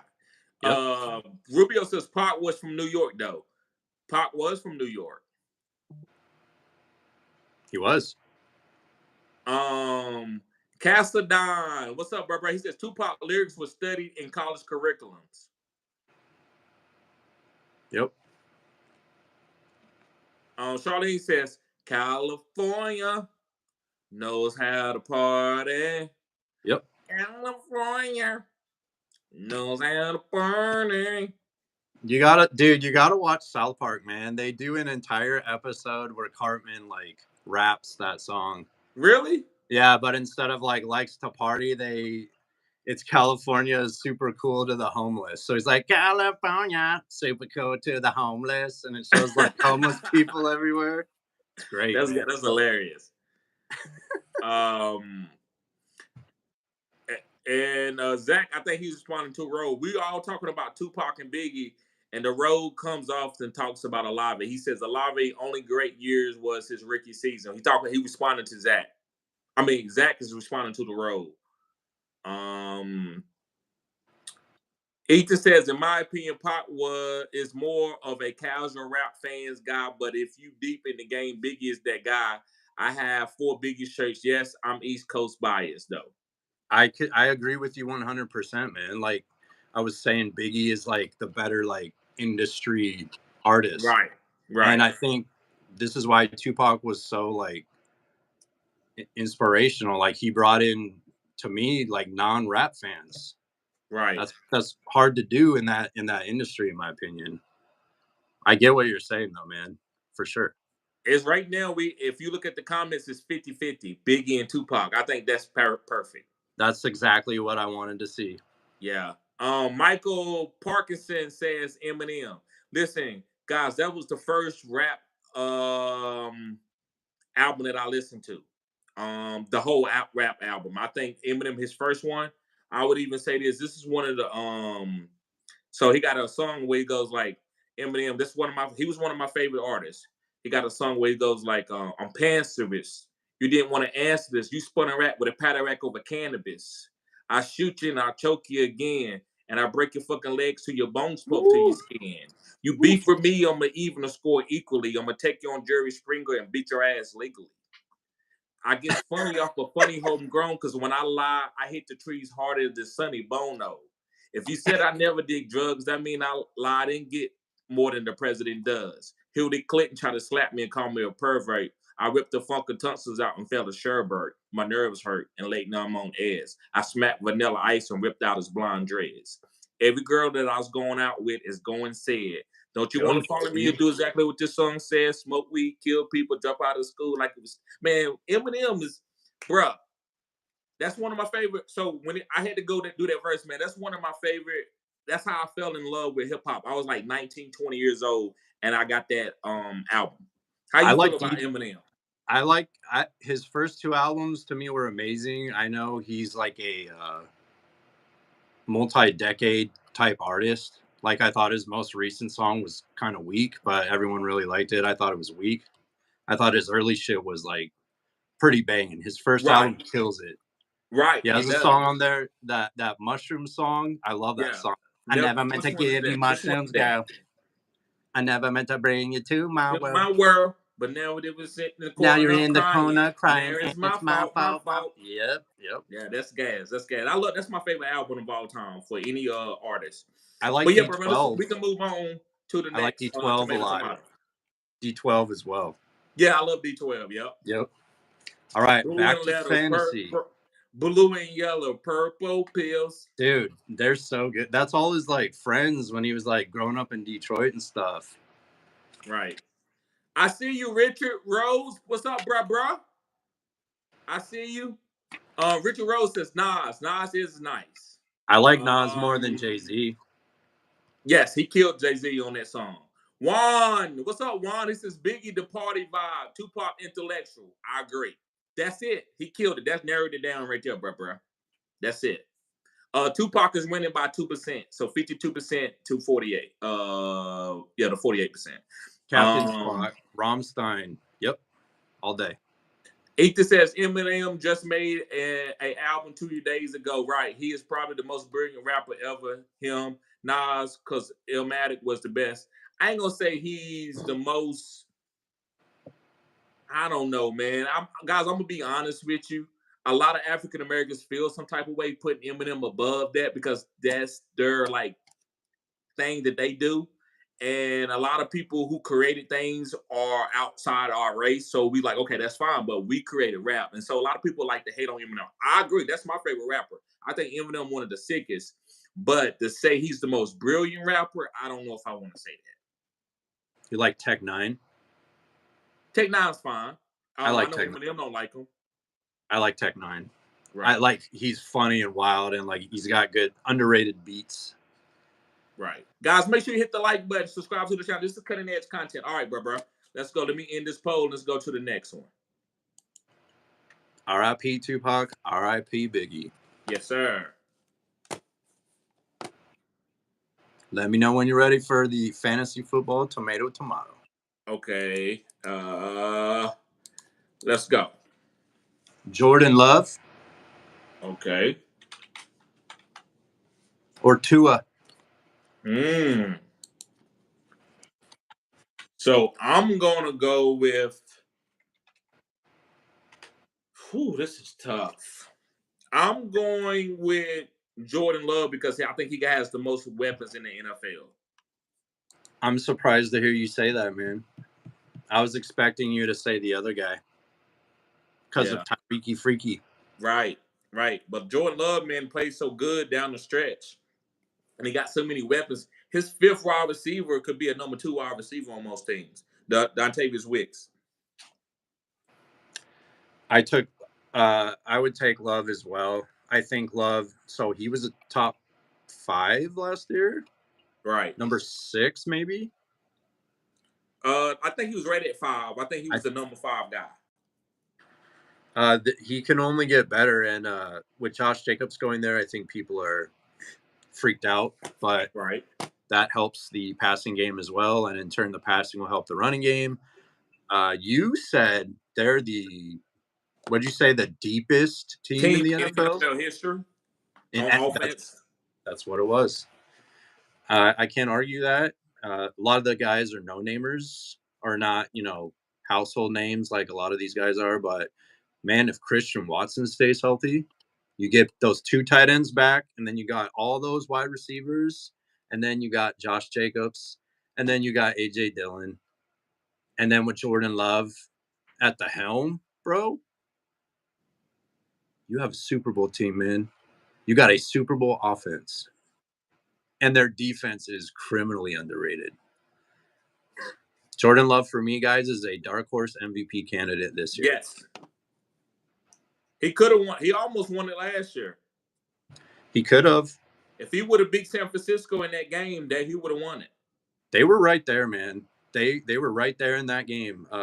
That was better than San Francisco, and they blew it. I know a guy. He's a huge San Francisco fan, and he's a boss at work. Like he's not my boss, but he is a leader of a team. And I told him and said, "Hey, bro, they might."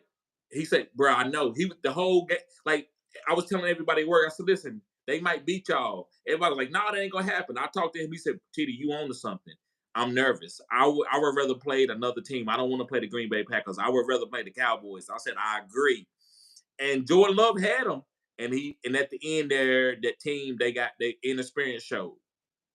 They had them. They was up on them, by 10 points? Yeah. I used to not like Matt LaFleur. Like, to me, he would piss me off as an Aaron Jones fantasy owner, because then he would rotate his quarterbacks. Aaron Rodgers left. I don't think anyone gave this team any credit. Full rebuild, basement dwelling team, like a crap team. Right. They rebuilt on the fly real quick. And now, this is crazy, bro. The Green Bay Packers offense now is better than what it was many years ago. A few years ago, going back many Aaron Rodgers years.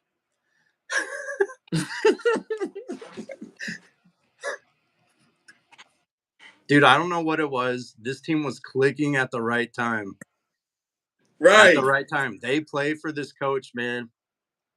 So he doesn't piss me off anymore like McDermott does. So Matt LaFleur is redeemed, and I'm so excited to watch this team for fantasy and real NFL action this year. Yes, I am, man. I was on Jordan Love last year. I told people to draft him, and he struggled a little bit early. And I mean, he was still putting up good top 12 numbers, but top 12 numbers don't mean a lot all the time in single quarterback. Right. But as time went on, man, once he got hot, man, he was the best quarterback in the NFL, bro. Dude, he was killing it. He was killing it. He went on the road in the playoffs and dismantled the Dallas Cowboys. Straight shellacking. And I know it hurt you, man. I know you love those Cowboys. No, bro, I'm listening. Guys, I'm telling you right now, I'm not going to lie. You know I don't cap. I am still a Cowboys fan at heart. I still love my Cowboys. But fantasy football has changed my DNA. They have put chloride in the water. I'm changed. I love fantasy football, man. More than I love my Cowboys, because this is my baby. This is my channel. I'm trying to do this full time. So sometimes I'm not cheering for my Cowboys. I'm cheering for a player. Oh yeah. I probably was cheering for Jordan Love against my Cowboys last year.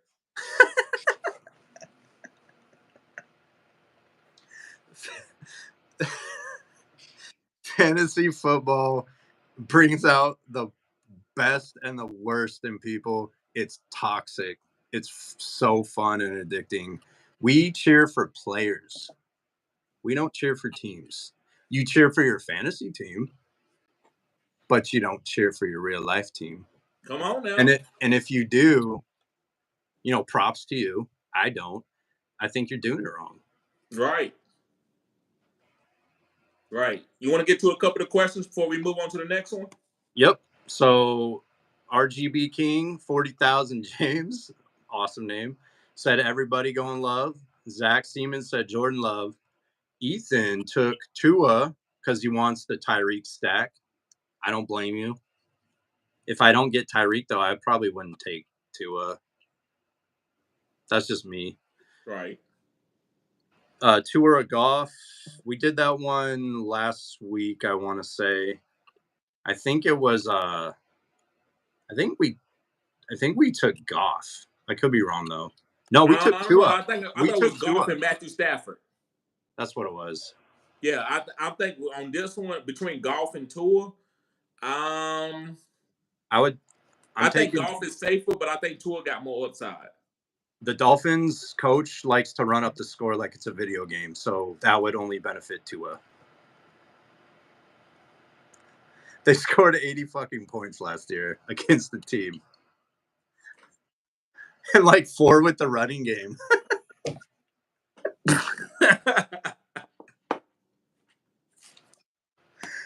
Hey man, this is probably one of the best after darks I think we had. It's fucking funny. Kretz said, was love versus Tua a serious question? It was, bro. It was. We just asked it. It was real. It was real life.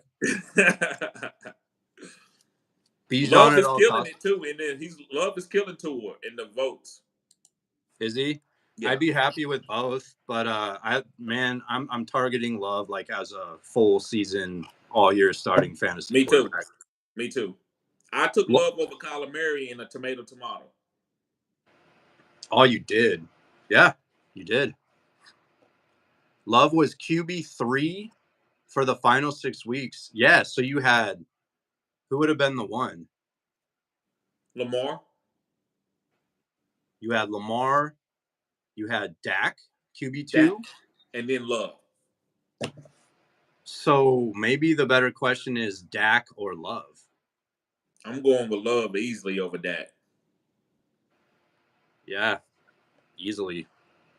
Dak's probably a better value, I would think. But right. That's why I'm not taking a lot of Josh Jacobs, man. I don't believe this team is they're gonna use him when they need him in like cold games. But I think this is a Jordan Love team. I think when they get to the green zone, kind of like we talked about Pat Mahomes, how they want to pass the ball when they get to the green zone. I believe that you're gonna see some play action passes to Luke Musgrave and Tucker Kraft in the green zone. I don't think they're just gonna say we're gonna give it to Josh Jacobs 3 to 4 times back to back. Yep. I'm excited about the Packers. I think I'm settling in on them as my Super Bowl team from the NFC. Right. I like them just as much as the Lions, just as much as the Niners. So Juan said Tua might be up as a positive regression candidate. So he thinks he's going to get more touchdowns because the running game scored so many touchdowns last year. And I can't debate that. Facts. I can't debate that at all. Mostert scored 21 touchdowns. He was the RB2? Yes. RB2 or RB3? For the whole season, I think Mostert was top 7 running back for the whole season. I'm pretty in my redraft league. I think he finished as like RB2 or 3 for the whole season. 21 touchdowns, man. That's a lot of points. That's kind of like Amy Schumer finishing as a top maximum model, and nobody's expecting that. I'm canceling my subscription at that point. I'm not buying that. Hey, listen, I'm okay. Amy Schumer, she's funny, she's thick.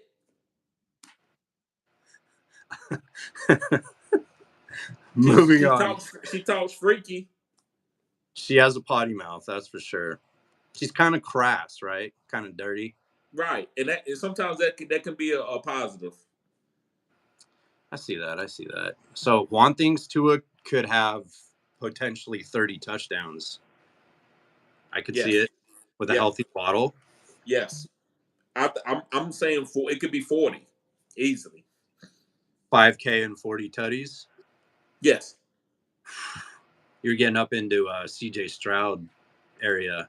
Right. I mean, I do think CJ Stroud gonna be number one, but I won't be surprised if we have 3 or 4 quarterbacks, kind of like Tom Brady, Phillip Rivers, Peyton Manning, when they always doing 40. They was doing 40 Yeah. 8, 9, 10 years ago. I want to see that come back. I want to see I want to see like a new budding QB rivalry, maybe between like Mahomes and Stroud or something. I want to see a couple guys put up monster numbers again. Right. Juan Guys, also make sure said, you hit the like button. Let's get the likes up. We got new guys in here. We got 20 guys coming in and out. Make sure you hit the like button. Go to the top, the right-hand corner of the live, hit the 3 dots, and do the HBO special and hit the like button. yes, sir. Juan also said AJ Dillon is trash, LOL. I ain't gonna sit there. I'm not gonna rebuttal that. He could be, but they gave him a new deal. He's probably be okay at the goal line, but that's about it. That's about it. Yep. How high are you on Josh Jacobs? Where would you take him, TD? Zach wants to know.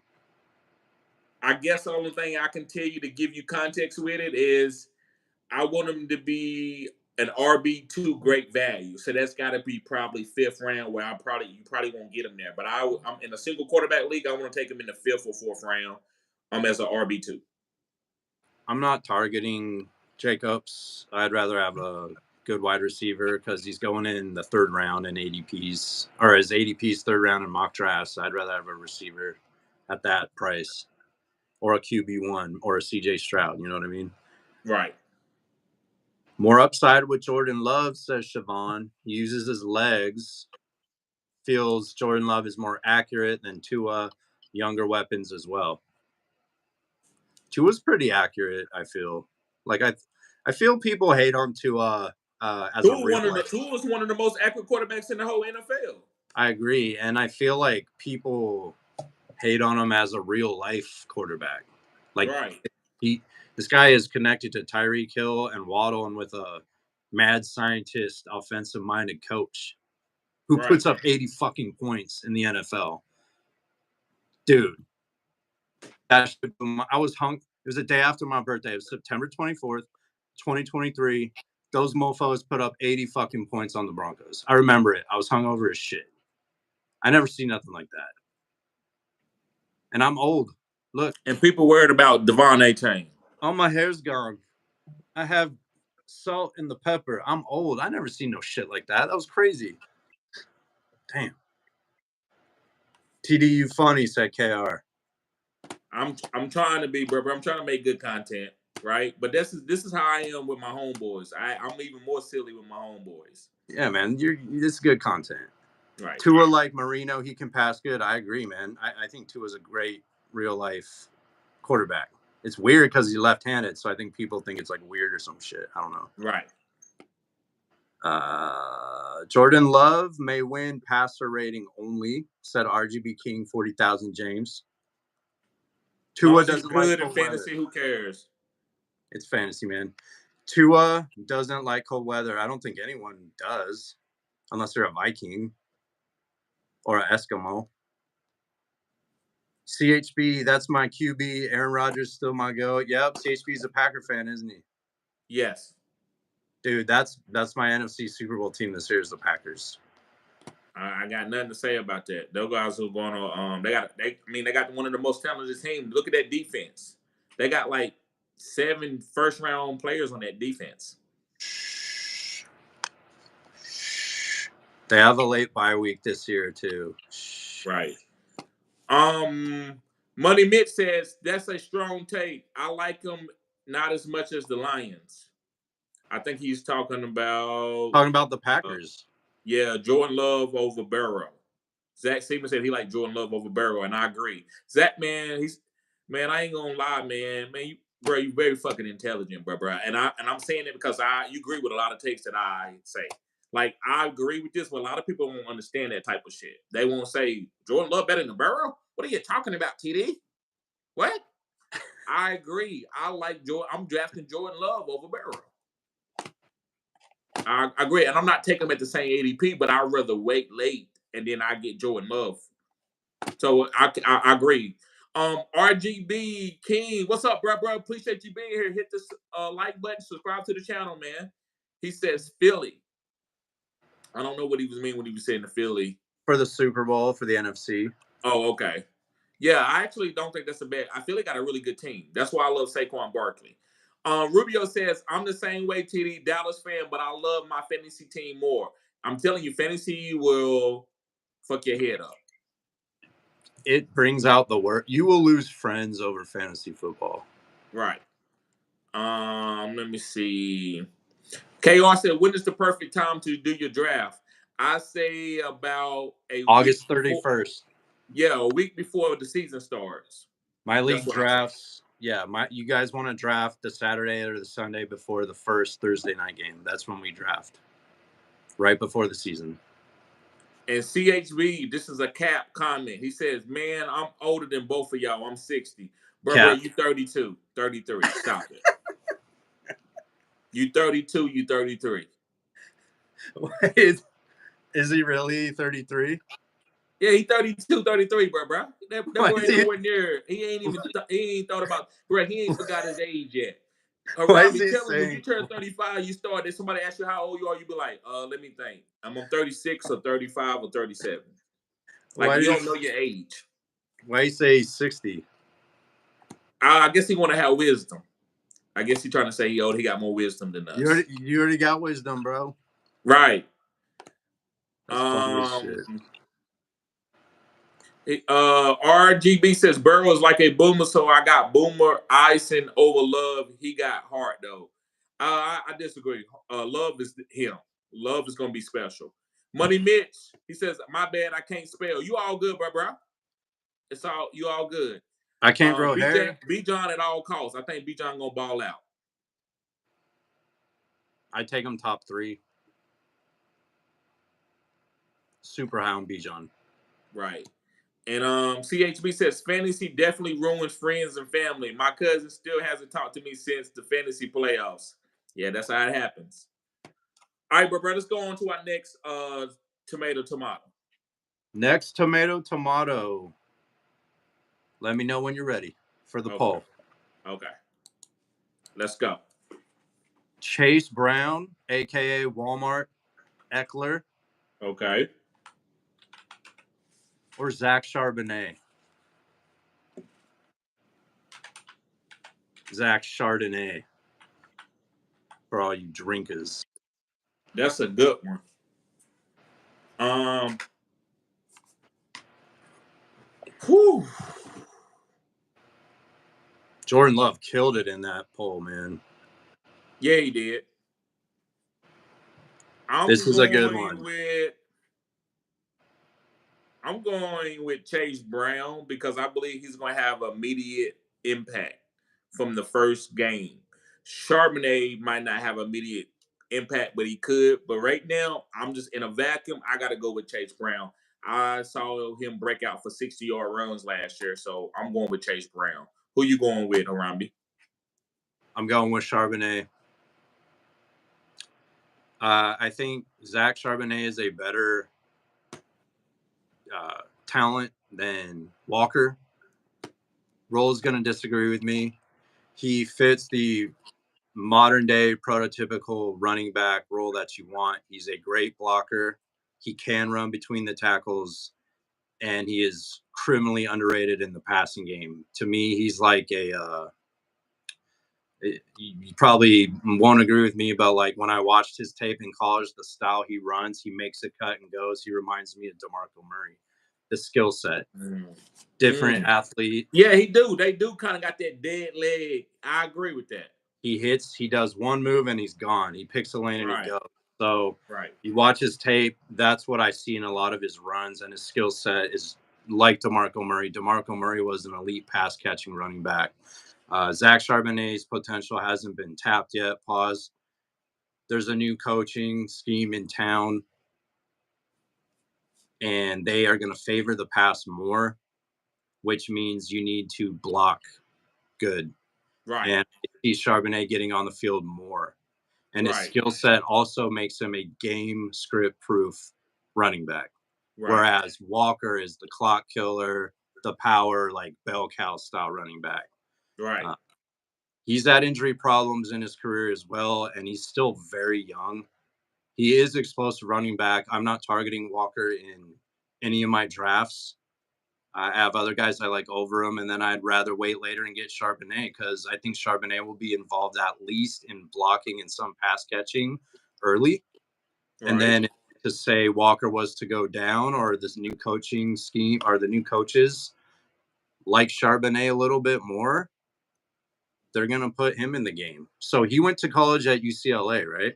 Right. Right. And then but he went to Michigan first. Right. And then he came out and went to UCLA. Yes. So the OC who now works on the Seahawks was on the West Coast coaching for the Huskies. So they know what Charbonnet can do.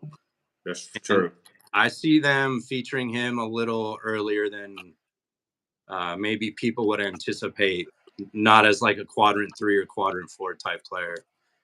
But I think Zach Charbonnet carries starting running back characteristics and will be the starting running back in Dynasty for the Seahawks going forward after Walker.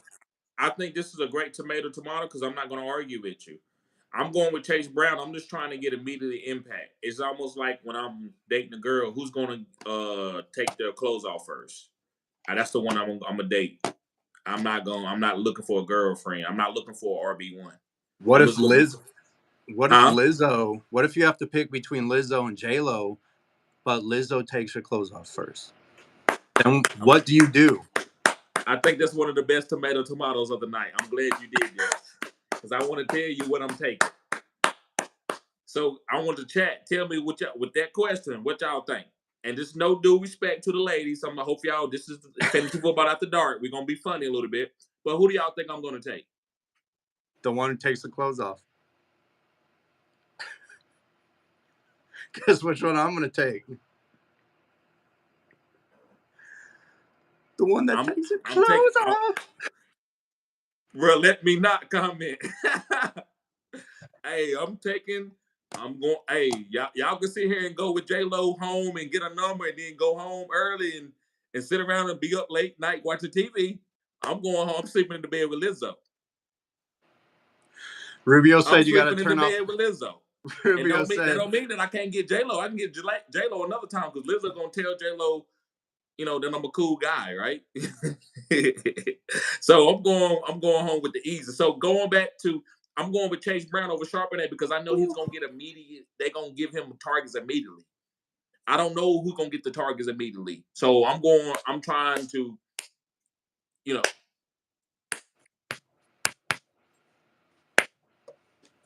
Rubio said you got to turn off the lights though.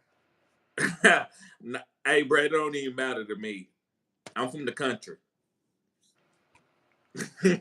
Oh, this is going off the rails, man. I love it. Right. But yeah, I'm going with Chase Brown, man. I'm going with Chase Brown. They let Mixon go. They obviously see something in Chase Brown, then they went and got Zach Moss. So their running game's accounted for. Right. The Bengals, not Lizzo. Rolly said, spicy. I'll bet my life savings Sharbs will not take Walker's job anytime in the next 5 years. And he likes Charbonnet. It's a pretty big window for a running back. If that happens, Charbonnet is going to get traded. There's no way they keep Charbonnet behind Kenneth Walker. And a lot of teams would love to have Charbonnet. The Dallas Cowboys would love to have Zach Charbonnet. Yeah, dude. Another man's trash is another man's treasure. Yeah, man. Rolly, I know you're super high on Walker. That's one of your favorite running backs. There's a guy in my league who drafts him every year. This guy will draft Walker every single year. He balls out and then he gets hurt. So for me at the ADP, I don't like taking Walker. I'd rather wait several rounds and get maybe like a James Conner or something like that. Same type of running back, more PPR upside for Conner in my opinion, but like they both get hurt. So me personally, I'm not a big Walker guy, but I do like Charbonnet. I think Charbonnet has a future in the NFL. Siobhan says, I can't say why, but I'm targeting Charbonnet in late rounds depending on how my draft is playing out. Why do you think she's taking Charbonnet? Just value.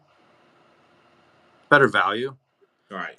There's certain GMs who don't like taking running backs. Like, I don't like taking running backs. So these types of running backs we're presenting to you guys are guys I would draft like later in the draft.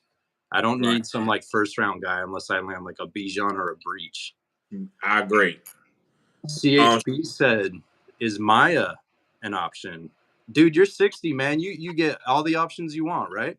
Right. Well, I love Maya, man. You know, my sister, I used to say I love Maya. Maya to me was one of the beautiful girls in the game. But my sister said she looked like a dolphin. And maybe I wish I could do a Mr. Hanky thing. But when she said that, I'm like, damn, you know what? She's kind of right. Like Maya do got that. You know how dolphins got that forehead that sits on top of their beak? Yeah, Maya got a bit of a forehead, but I think she still look good. Right. I still think Maya looks good. Siobhan says Charbonnet and Jerome Ford late rounds. I'm going with Jerome Ford over Charbonnet. Long as Nick Chubb is injured. How you feel about Charbonnet and Jerome Ford? Jerome Ford, I think certain GMs are afraid to take Ford because they think Chubb might come back, return of the Chubb, pause, or I think they're freaked out about Deonta Foreman too. Right. But Jerome Ford has pass catching ability more so than Foreman does. Right. Foreman's a between the tackles guy, so we have receipts on Ford from last year. He stepped right into that position and balled the fuck out. Yep, and won some people leagues. CHB says, bro, let me not comment. I think he's talking about the J-Lo and Lizzo. Rubio says he taking Lizzo and he got the 3 laughing emojis. Ain't no shame in my game, bruh. Own it. Captain Spock says, I take Chase Brown too. Ethan says he going with J-Lo. That's a young, you can tell that's a young boy. Rubio, like you said, he says, and turn off the lights. Let me see. And RGB says, which one in dark skin? I don't know what that meant. But Lizzo is dark skin. CHB says Maya an option. Okay, we did that one already. Okay, here goes CHB. He says there will be no Maya slander. Rubio, guess what? This is hilarious. You ready to hear this funny ass shit? Yeah. Dolphins need love too. Rubio, you crazy, man. Rubio says, love that yellow bone Maya. Tell your sister to stop hating. Right. Yo, she was hating, wasn't she? Rubio has some amazing commentary. You need to come back, man. Your shit is hilarious. Right. RGB says, I'll be drafting Chubb late. I'm not touching Chubb with a 10-foot pole this year because of the knee injury. What about you, Harambe? Are you drafting Chubb? I'm not targeting Nick Chubb. I do think he will be drafted in most redraft leagues. Like, I have an injury spot, so I'm not going to draft him, but if he's there when waivers open, I'll put him in that injury spot if my team's healthy, just to stash him and maybe see. I did that last year with Elijah Mitchell. Got you. Ethan says, this live gives me a late night Xbox PlayStation party. That's what we're trying to do. I'm glad nobody feeling taking it personal, guys. We're gonna be a little bit lighthearted on fantasy football after dark. So this is just kind of how we're gonna target it. I'm glad everybody is enjoying it. Make sure you hit the like button. Make sure you subscribe to the channel. You guys share the content. You guys are a great community, man. It's just fun doing. We're spitting perspectives on fantasy and what we like and don't like, and then we're just having fun trying to make you guys laugh. Right, for fantasy football after dark, correct. Absolutely. Siobhan, forgive us, Siobhan. I know you probably like, come on, TD. She's one of the females is in here, but we just being funny, so we don't want no disrespect, Siobhan. She says, heard that Nick Chubb seeming to feel good and leg is healing.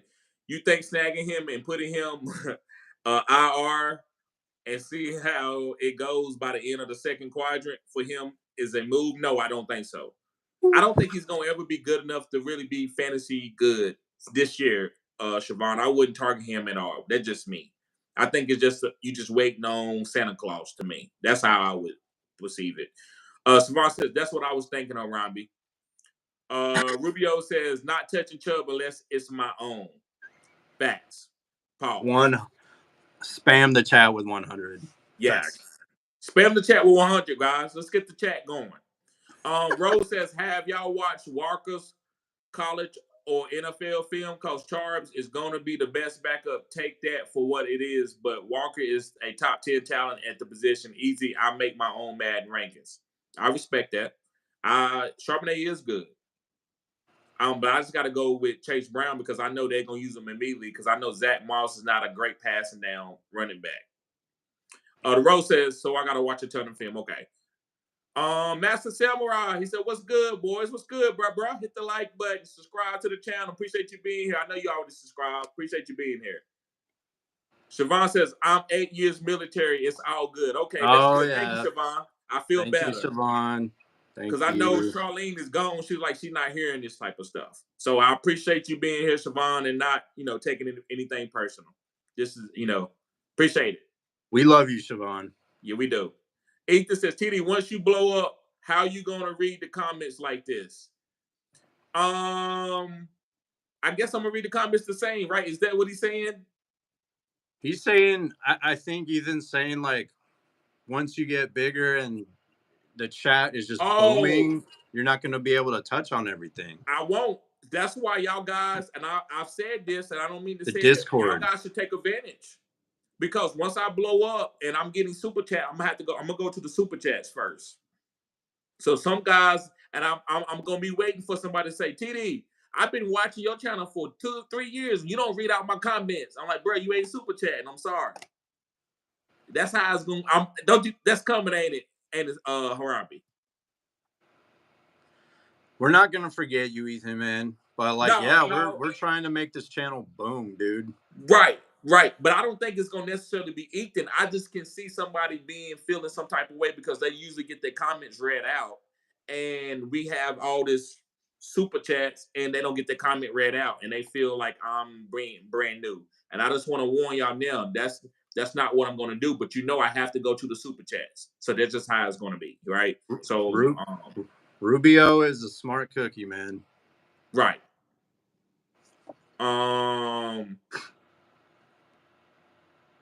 Siobhan says, be yourselves. You're right. Facts. CHB says, Devontae Adams going to be a Jet before the season is over. Book it. Ooh, spicy. That is. That's some 60-year-old wisdom right there. Right. Appreciate you hitting the 100 symbol, Master Samurai. Rubio says, super chats only after you blow up. Right. The super chats is going to be taking priority. So like I said, guys, I'm not going to know your comments on purpose, but you got to go with, it is what it is. You got to go with the super chat. So make sure you guys take advantage of it now where I'm reading 90% of the comments all the time.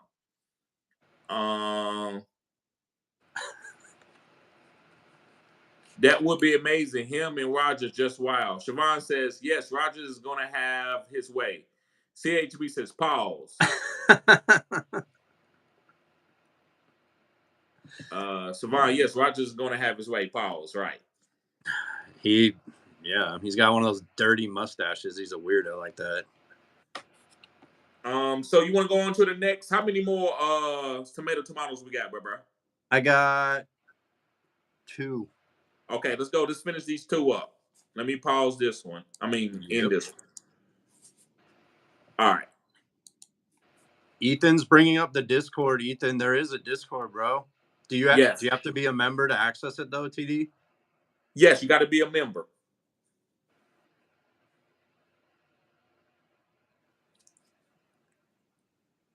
With everyone, with every once in a while, right? The have channel OGs in there to chop it up with everyone once in a while, right? I got that. CHB said you can't find a Discord. Have you downloaded Discord? All you gotta do is go to go. You know what? I'm gonna post it again inside the community tab, CHB. That way you can find it. I'm gonna probably do that once a day just for the members so they can find it. I'm gonna post the Discord in the community tab. But yes, but bro, what's the tomato? You ready? Yes. Jahan Dotson or Scary Terry McLaurin? Oh, you did the same team. Yes, sir.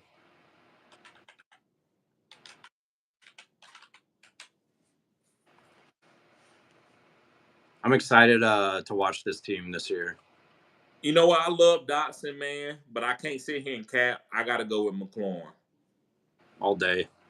Yeah, to me, it's not even close. Like, if you look at Scary Terry's numbers, coming out of college, he was a phenomenal wide receiver. Went to the pros, and he went to a team that's just had quarterback churn and coaching turnover and different offensive schemes, but he's always been serviceable.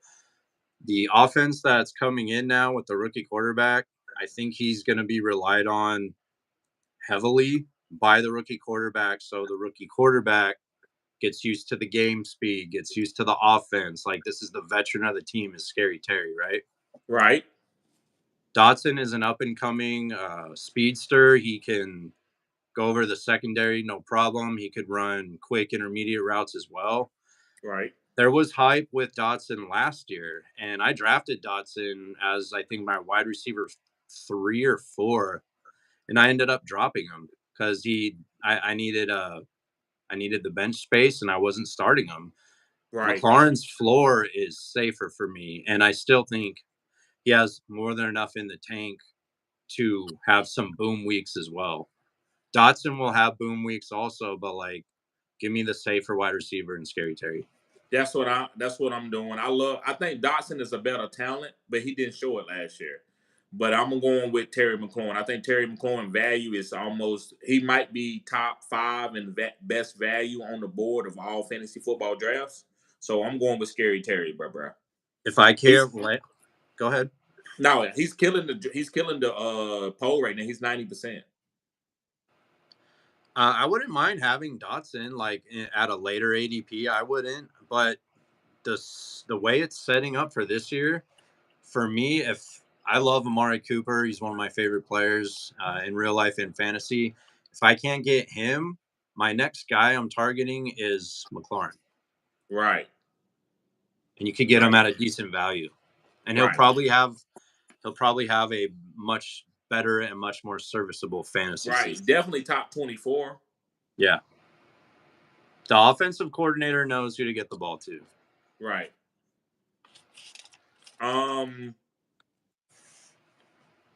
Rubio says Scary Terry is the alpha. And DeRose says, Harami, why do you think Walker will lose his job?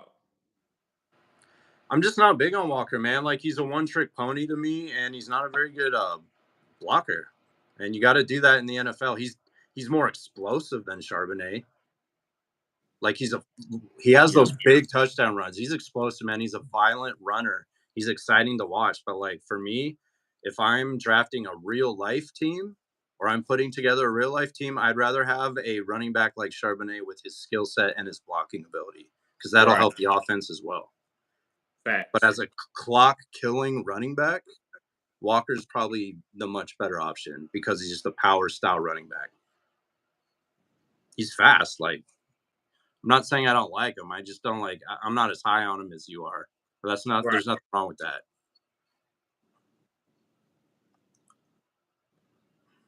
I'm just trying to look at some of the comments.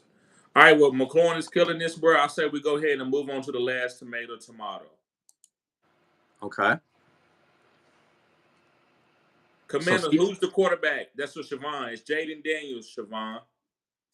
He's killing it at camp. Oh, Scary Terry killed this one.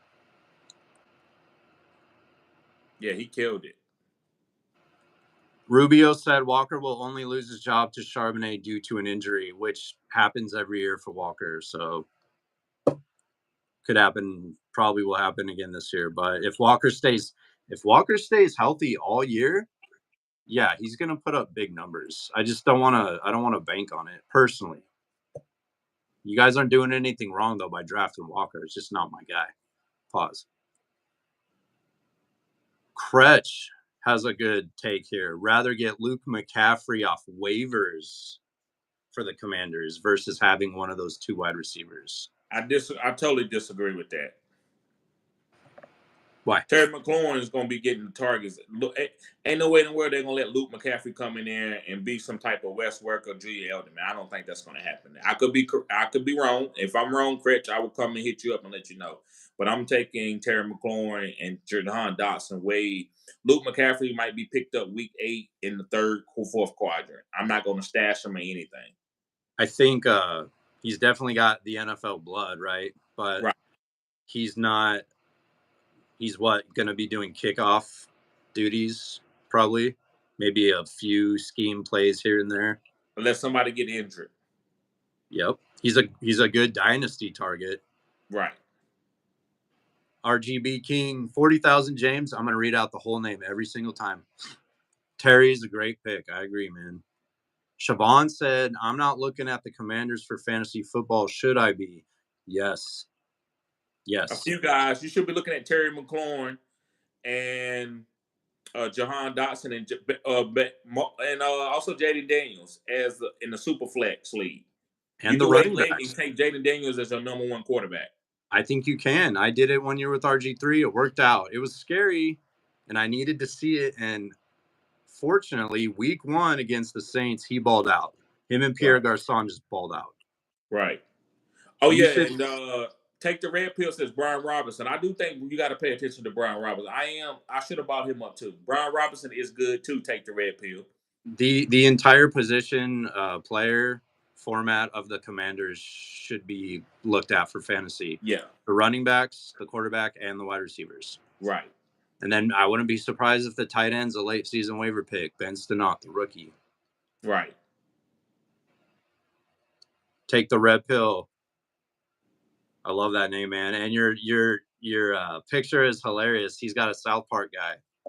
I see. I thought it was Bobby from King of the Hill. That's PC Principal. So they have a principal who's totally politically correct, and his name is PC Principal. Right. He says Eckler has some TD clauses and stuff, so they might get him some goal line. I like that. That's some cutting edge content right there. Take the red pill. Appreciate that, bro. Subscribe to the channel if you're new. That's good information right there. Yeah, man, we love having you here. RGB King 40,000 James said, reading the whole name, laugh my ass off. Every time I'm reading that whole damn name, bro. Every time. We got one more, man. Let's knock it out, bro. One more, guys. It's 2 quarterbacks. Both good value with massive upside. I agree, CHP. You ready? Let me know when you're ready for the names, man. I'm ready, bro. Kyler Murray. Okay. Matthew Stafford. Ooh.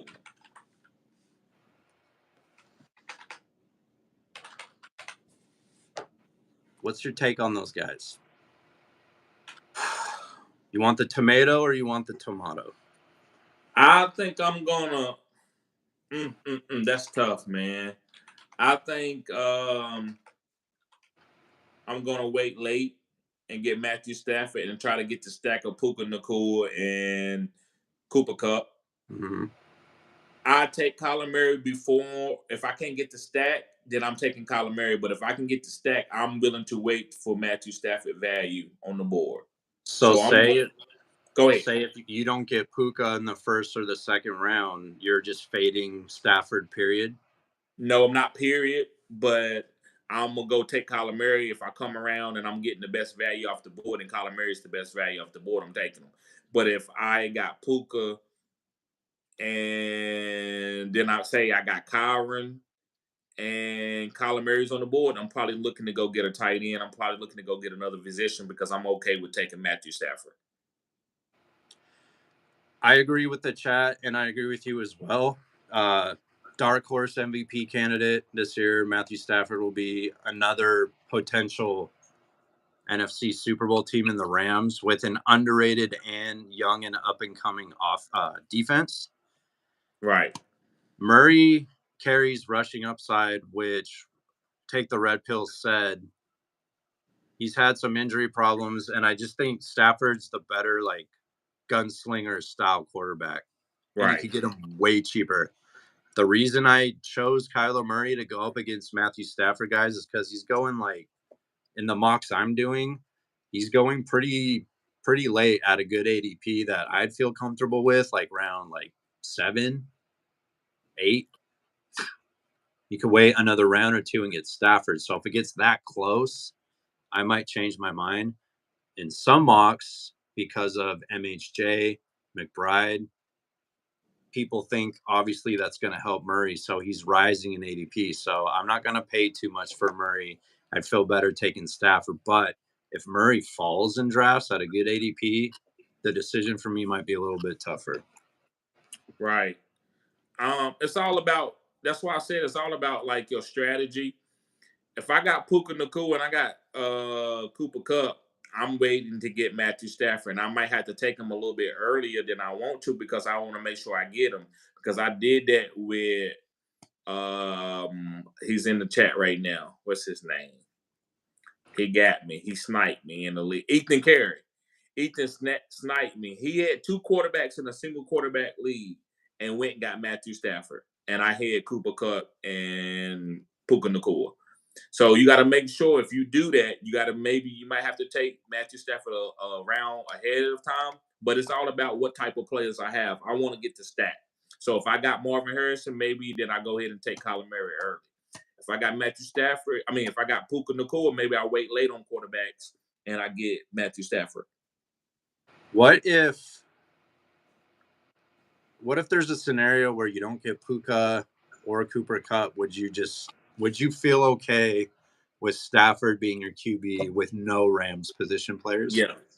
If I got Bijan Robinson and Breach Hall and Derrick Henry and Zay Flowers and stuff, I'm okay with taking Matthew Stafford because I still got a stacked team. Okay. Yeah, I don't think it's the wrong answer. Let's get to some comments. I'm curious to see what you guys said. CHB said Stafford. Siobhan said, good info. Thanks, guys. You're welcome, Siobhan. RGB King 40,000 James said Stafford. So it looks like it's leaning Stafford. CHB says Murray is on my do not draft list. I'm thinking because like maybe injury or. But he came back off the injury. He did. Stafford, since he is like 10 rounds later. I don't think he's 10 rounds later, but he's definitely like probably like 5 to 7, which feels like 10 rounds. Sure. Yeah, I think that's the right decision, Ethan. I agree with you. Take the Red Pill said Kyler has the rushing, though. And this is what I was touching on. A lot of QB1 games when he's healthy, just more expensive. Yeah. So I don't want to pay up for Kyler, but if he falls, like if people in my league are fading him and he's starting to fall, and we're getting close to like the 8th round, 9th round, I'm taking that value. I agree. And I did it in that last mock draft that we had. I wanted to wait for Stafford, but I didn't do it because I got Kyler Murray in the 7th round. Yeah, man. Siobhan said Stafford for me. RGB King 40,000 James said Murray don't run. He's not he does run. It's like little spurts, like 2 points, 20 yarders, 18 yarders. And then if he has a few of those a game and then runs one in with his legs, like running quarterbacks are fantasy gold. And He'll air it out. He's going to air it out with those weapons as well. Their defense is nothing special. They're going to be chasing points, which equals fantasy points. So at the right price, I'm okay with Murray, but I get why you guys don't want him. Rubio said, my wife calls Murray the angry bird. I'm taking Murray with his rushing upside. There you go, Rubio. If he stays healthy, man, with those weapons, he could be like, I'm not even shitting you, man. He could be another like a dark horse MVP style guy. Like what if the Cardinals are super good and he's balling out? He's going to be an MVP candidate, like how Tua was a couple years back. Facts. The roll said, Purdy, Stafford, Young, Olave, Metcalf, Higgins, Neighbors, Rome. I think you're talking about a Dunze. Wicks, QJ, Bijan, A-Chain, Javonte, Sharp, Zeke, Pitts. Likely rate this best ball team. To me, it seems like a B+. Purdy and Stafford is a good that's a nice base for like boom weeks in a best ball. Olave, I like Metcalf more than Olave. Neighbors is going to be good right out the gate, I think, even though it's Daniel Jones, but they're going to get him the ball. A-Chain, Bijan, it's like a B+, A- team. That's what I'm saying. When he got Bijan, and A-Chain and those guys later, that's made it good. That makes up for the like a lot of people would hate on those quarterbacks, but Right. I'm not. And then with those weapons, right, you're like up into 8 territory for me. Right. Kretsch said, depends which receiver I got in the draft, but we were talking about unstacked. He's clearly taking Kyler. So if he had no position players versus Stafford, he would take Kyler. Right. He was running after he came back from his injury. RGB King 40,000 James said, at the roll, that's a D+ draft. I disagree. RGB King 40,000 James, but that's okay. Take the Red Pill also brought in Zay Jones. They did. He's a Cardinal. I don't think he's going to do much. Coach for Stafford will make positive changes this year collectively for the team. Okay. Ethan said, no, that's not true. I had one quarterback and we had like 5 bench spots. That wasn't on stream. I don't know what he's talking about. I don't either. What are you talking about, Ethan? Let us know. The roll said to RGB King 40,000 James, list one of your sorry best ball drafts. That's a solid ass lineup. You clearly don't watch film. Ooh, getting spicy on Saturday night. Take the red pill. Not any names intriguing after Stafford too. If you don't have a QB, I would draft Stafford. Yeah, so like Stafford's the last like. Unless you get like Jaden Daniels or Caleb Williams, that they might drop. Josh Wilson, I doubt it, but if they drop, I'm okay with those guys. I've seen Jaden go before Stafford in draft. I agree. Rubio said to the roll, was that a 16-team league? Roll said no. Rubio said okay. Take the red pill. Good night, fellas. Thanks for being here, man. Come back. Oh, okay. Okay. I see what Ethan's saying. Ethan says when we talking about when we did the mock draft, he said, no, that's not true. I had one quarterback and we had like 5 bench spots that wasn't on the stream. Yeah, but it was a single quarterback mock draft. You didn't need a quarterback. Yeah, you can take a quarterback. We all said sometimes like, yeah, man, if you get a quarterback, it's fine. You didn't need a quarterback. You took a quarterback. I'm not saying you did it on purpose because you love Matthew Stafford, but if somebody got Anthony Richardson and then they go get Joe Burrow and I got Jamar Chase and T Higgins, I'm gonna feel like you didn't need Joe Burrow. You especially in a mock draft. So I get what you're saying. RGB King 40,000 James said on Yahoo, 1 quarterback, 2 running back, 2 wide receiver, 1 flex, 1 tight end. His team is Patrick Mahomes, Derrick Henry, Nick Chubb, Diggs, Devontae Adams, Kyle Pitts, and Amari Cooper. I like all of that except for Chubb, man. And then the roll laughed at RGB King 40,000 James, and that's supposed to be better. It's a different format, man. It's like way less players. It's fucking hilarious. What do you think, TD? So I would say what RGB, that team that's fine. That's an okay team. One quarterback, like two it. running backs. You got Pat Mahomes, you got Derrick Henry, Nick Chubb, Stephon Diggs, Devontae Adams, Pitts, Amari Cooper. That's a good team. I like that team a lot, except for Yeah. Nick Chubb, because like Nick Chubb's hurt. Right. But if you can't if he do nothing with Nick wasn't, Chubb, you got to hold on to him at this point in time. Ain't nothing you can do with him. you can't trade him or nothing. You'll get robbed. You'll need to blow a whistle, if you know what I'm saying, after that trade. The rule I listed bench players. Siobhan said, I feel like Stafford, Lawrence, Prescott are older QB. The clock is ticking for Super Bowl ring. They need to make it happen now, or they're going to get passed over by younger quarterbacks and elite quarterbacks above them. As far as them winning a Super Bowl, I get it, but I think sometimes you might not win a Super Bowl till you get 40 because you like Kirk Cousins. He's at the end of he's older, but then he's going to teams like Atlanta.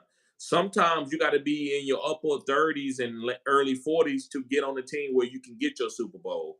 So I still think that guys' windows are going to stay open, but you're right. Shadur Sanders, Caleb Williams, all these new guys are coming into the league, and it's going to be tough to win a Super Bowl. I agree with that. Stafford has a Super Bowl, and I think he can win another Super Bowl easily. Ethan said, or Roll said he drafted on Yahoo, so it's the same format. Ethan said that mock, though, I was proud of. Yeah, Lamar, Saquon, James Cook, Sun God, Scary Terry, Njoku, Zamir Neck. Yeah, that's a nasty fuck. Right, and then why did you need Matthew Stafford? Right. You knew I had Cooper Kupp, and you said it. You said, TD, I think I'm about to snipe you. That's what I said. If you do it, you hate him. Because I needed him. Your team was already solid. You're a hell of a drafter. But I get why you was doing that. And but I want to see you in all other drafts. If you get down to about 4 picks to go, I want to see you get Justin Herbert. If you pass up on Justin Herbert, I know you was capping. Because he took Matthew Stafford and Justin Herbert was on the board. I would have taken Stafford. Yeah, you would have took Stafford over Herbert when you already got 2 quarterbacks already? Oh, I see what's going on here. Okay, no, man, I would have taken a running back or a wide receiver. Oh, I thought you would have took a Herbert. I would take Herbert. Like, if I can get Herbert as like a bench quarterback. We're talking about a quarterback, like your third quarterback? You're like your third quarterback that you're going to stack with. Oh, I thought Herbert was the guy to take over Matthew Stafford.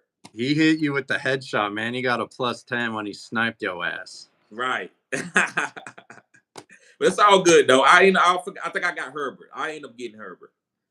RGB King 40,000 James said, I agree, Siobhan. I'm in Jacksonville now, and I hate Lawrence. He needs a damn haircut.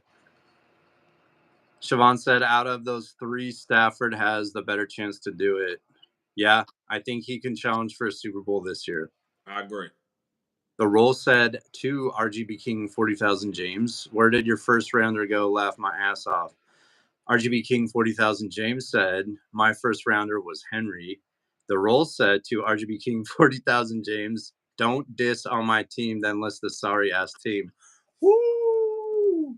TD. All right, guys. We're getting out of here. I appreciate everybody tuning in to the live. Tomorrow will be mock draft Sunday. We will be doing a mock draft, so we'll be between 6 and 8. Guys, make sure you tune in. And I will be giving away didn't take the $15. So I will be giving away the $15 tomorrow if y'all want to come by and tune in to the mock drafts. Make sure you do that. Cutting edge content. Anything you want to say, Harambe, before we get out of here? Guys, it's always fun. I love the community, all the new people who came in. Thanks for being here. We love doing this. And as we get closer to the season, the content's going to get better. It's going to get spicier. Pause. You guys are great. Go follow my channel, Harambe's World. I'll be doing content as we get closer to the season. Right now, I'm just doing like YouTube shorts, just getting my name out there. It's fun to do. So go follow my channel if you guys want, man. I'll have TD doing content on my channel as well. Yes. Back to you, TD. Yes. So, guys, y'all be safe. Make sure y'all become a member. Sign up for the Discord. Cutting edge content. Also, I offer consultations, guys. I kill it on the consultations.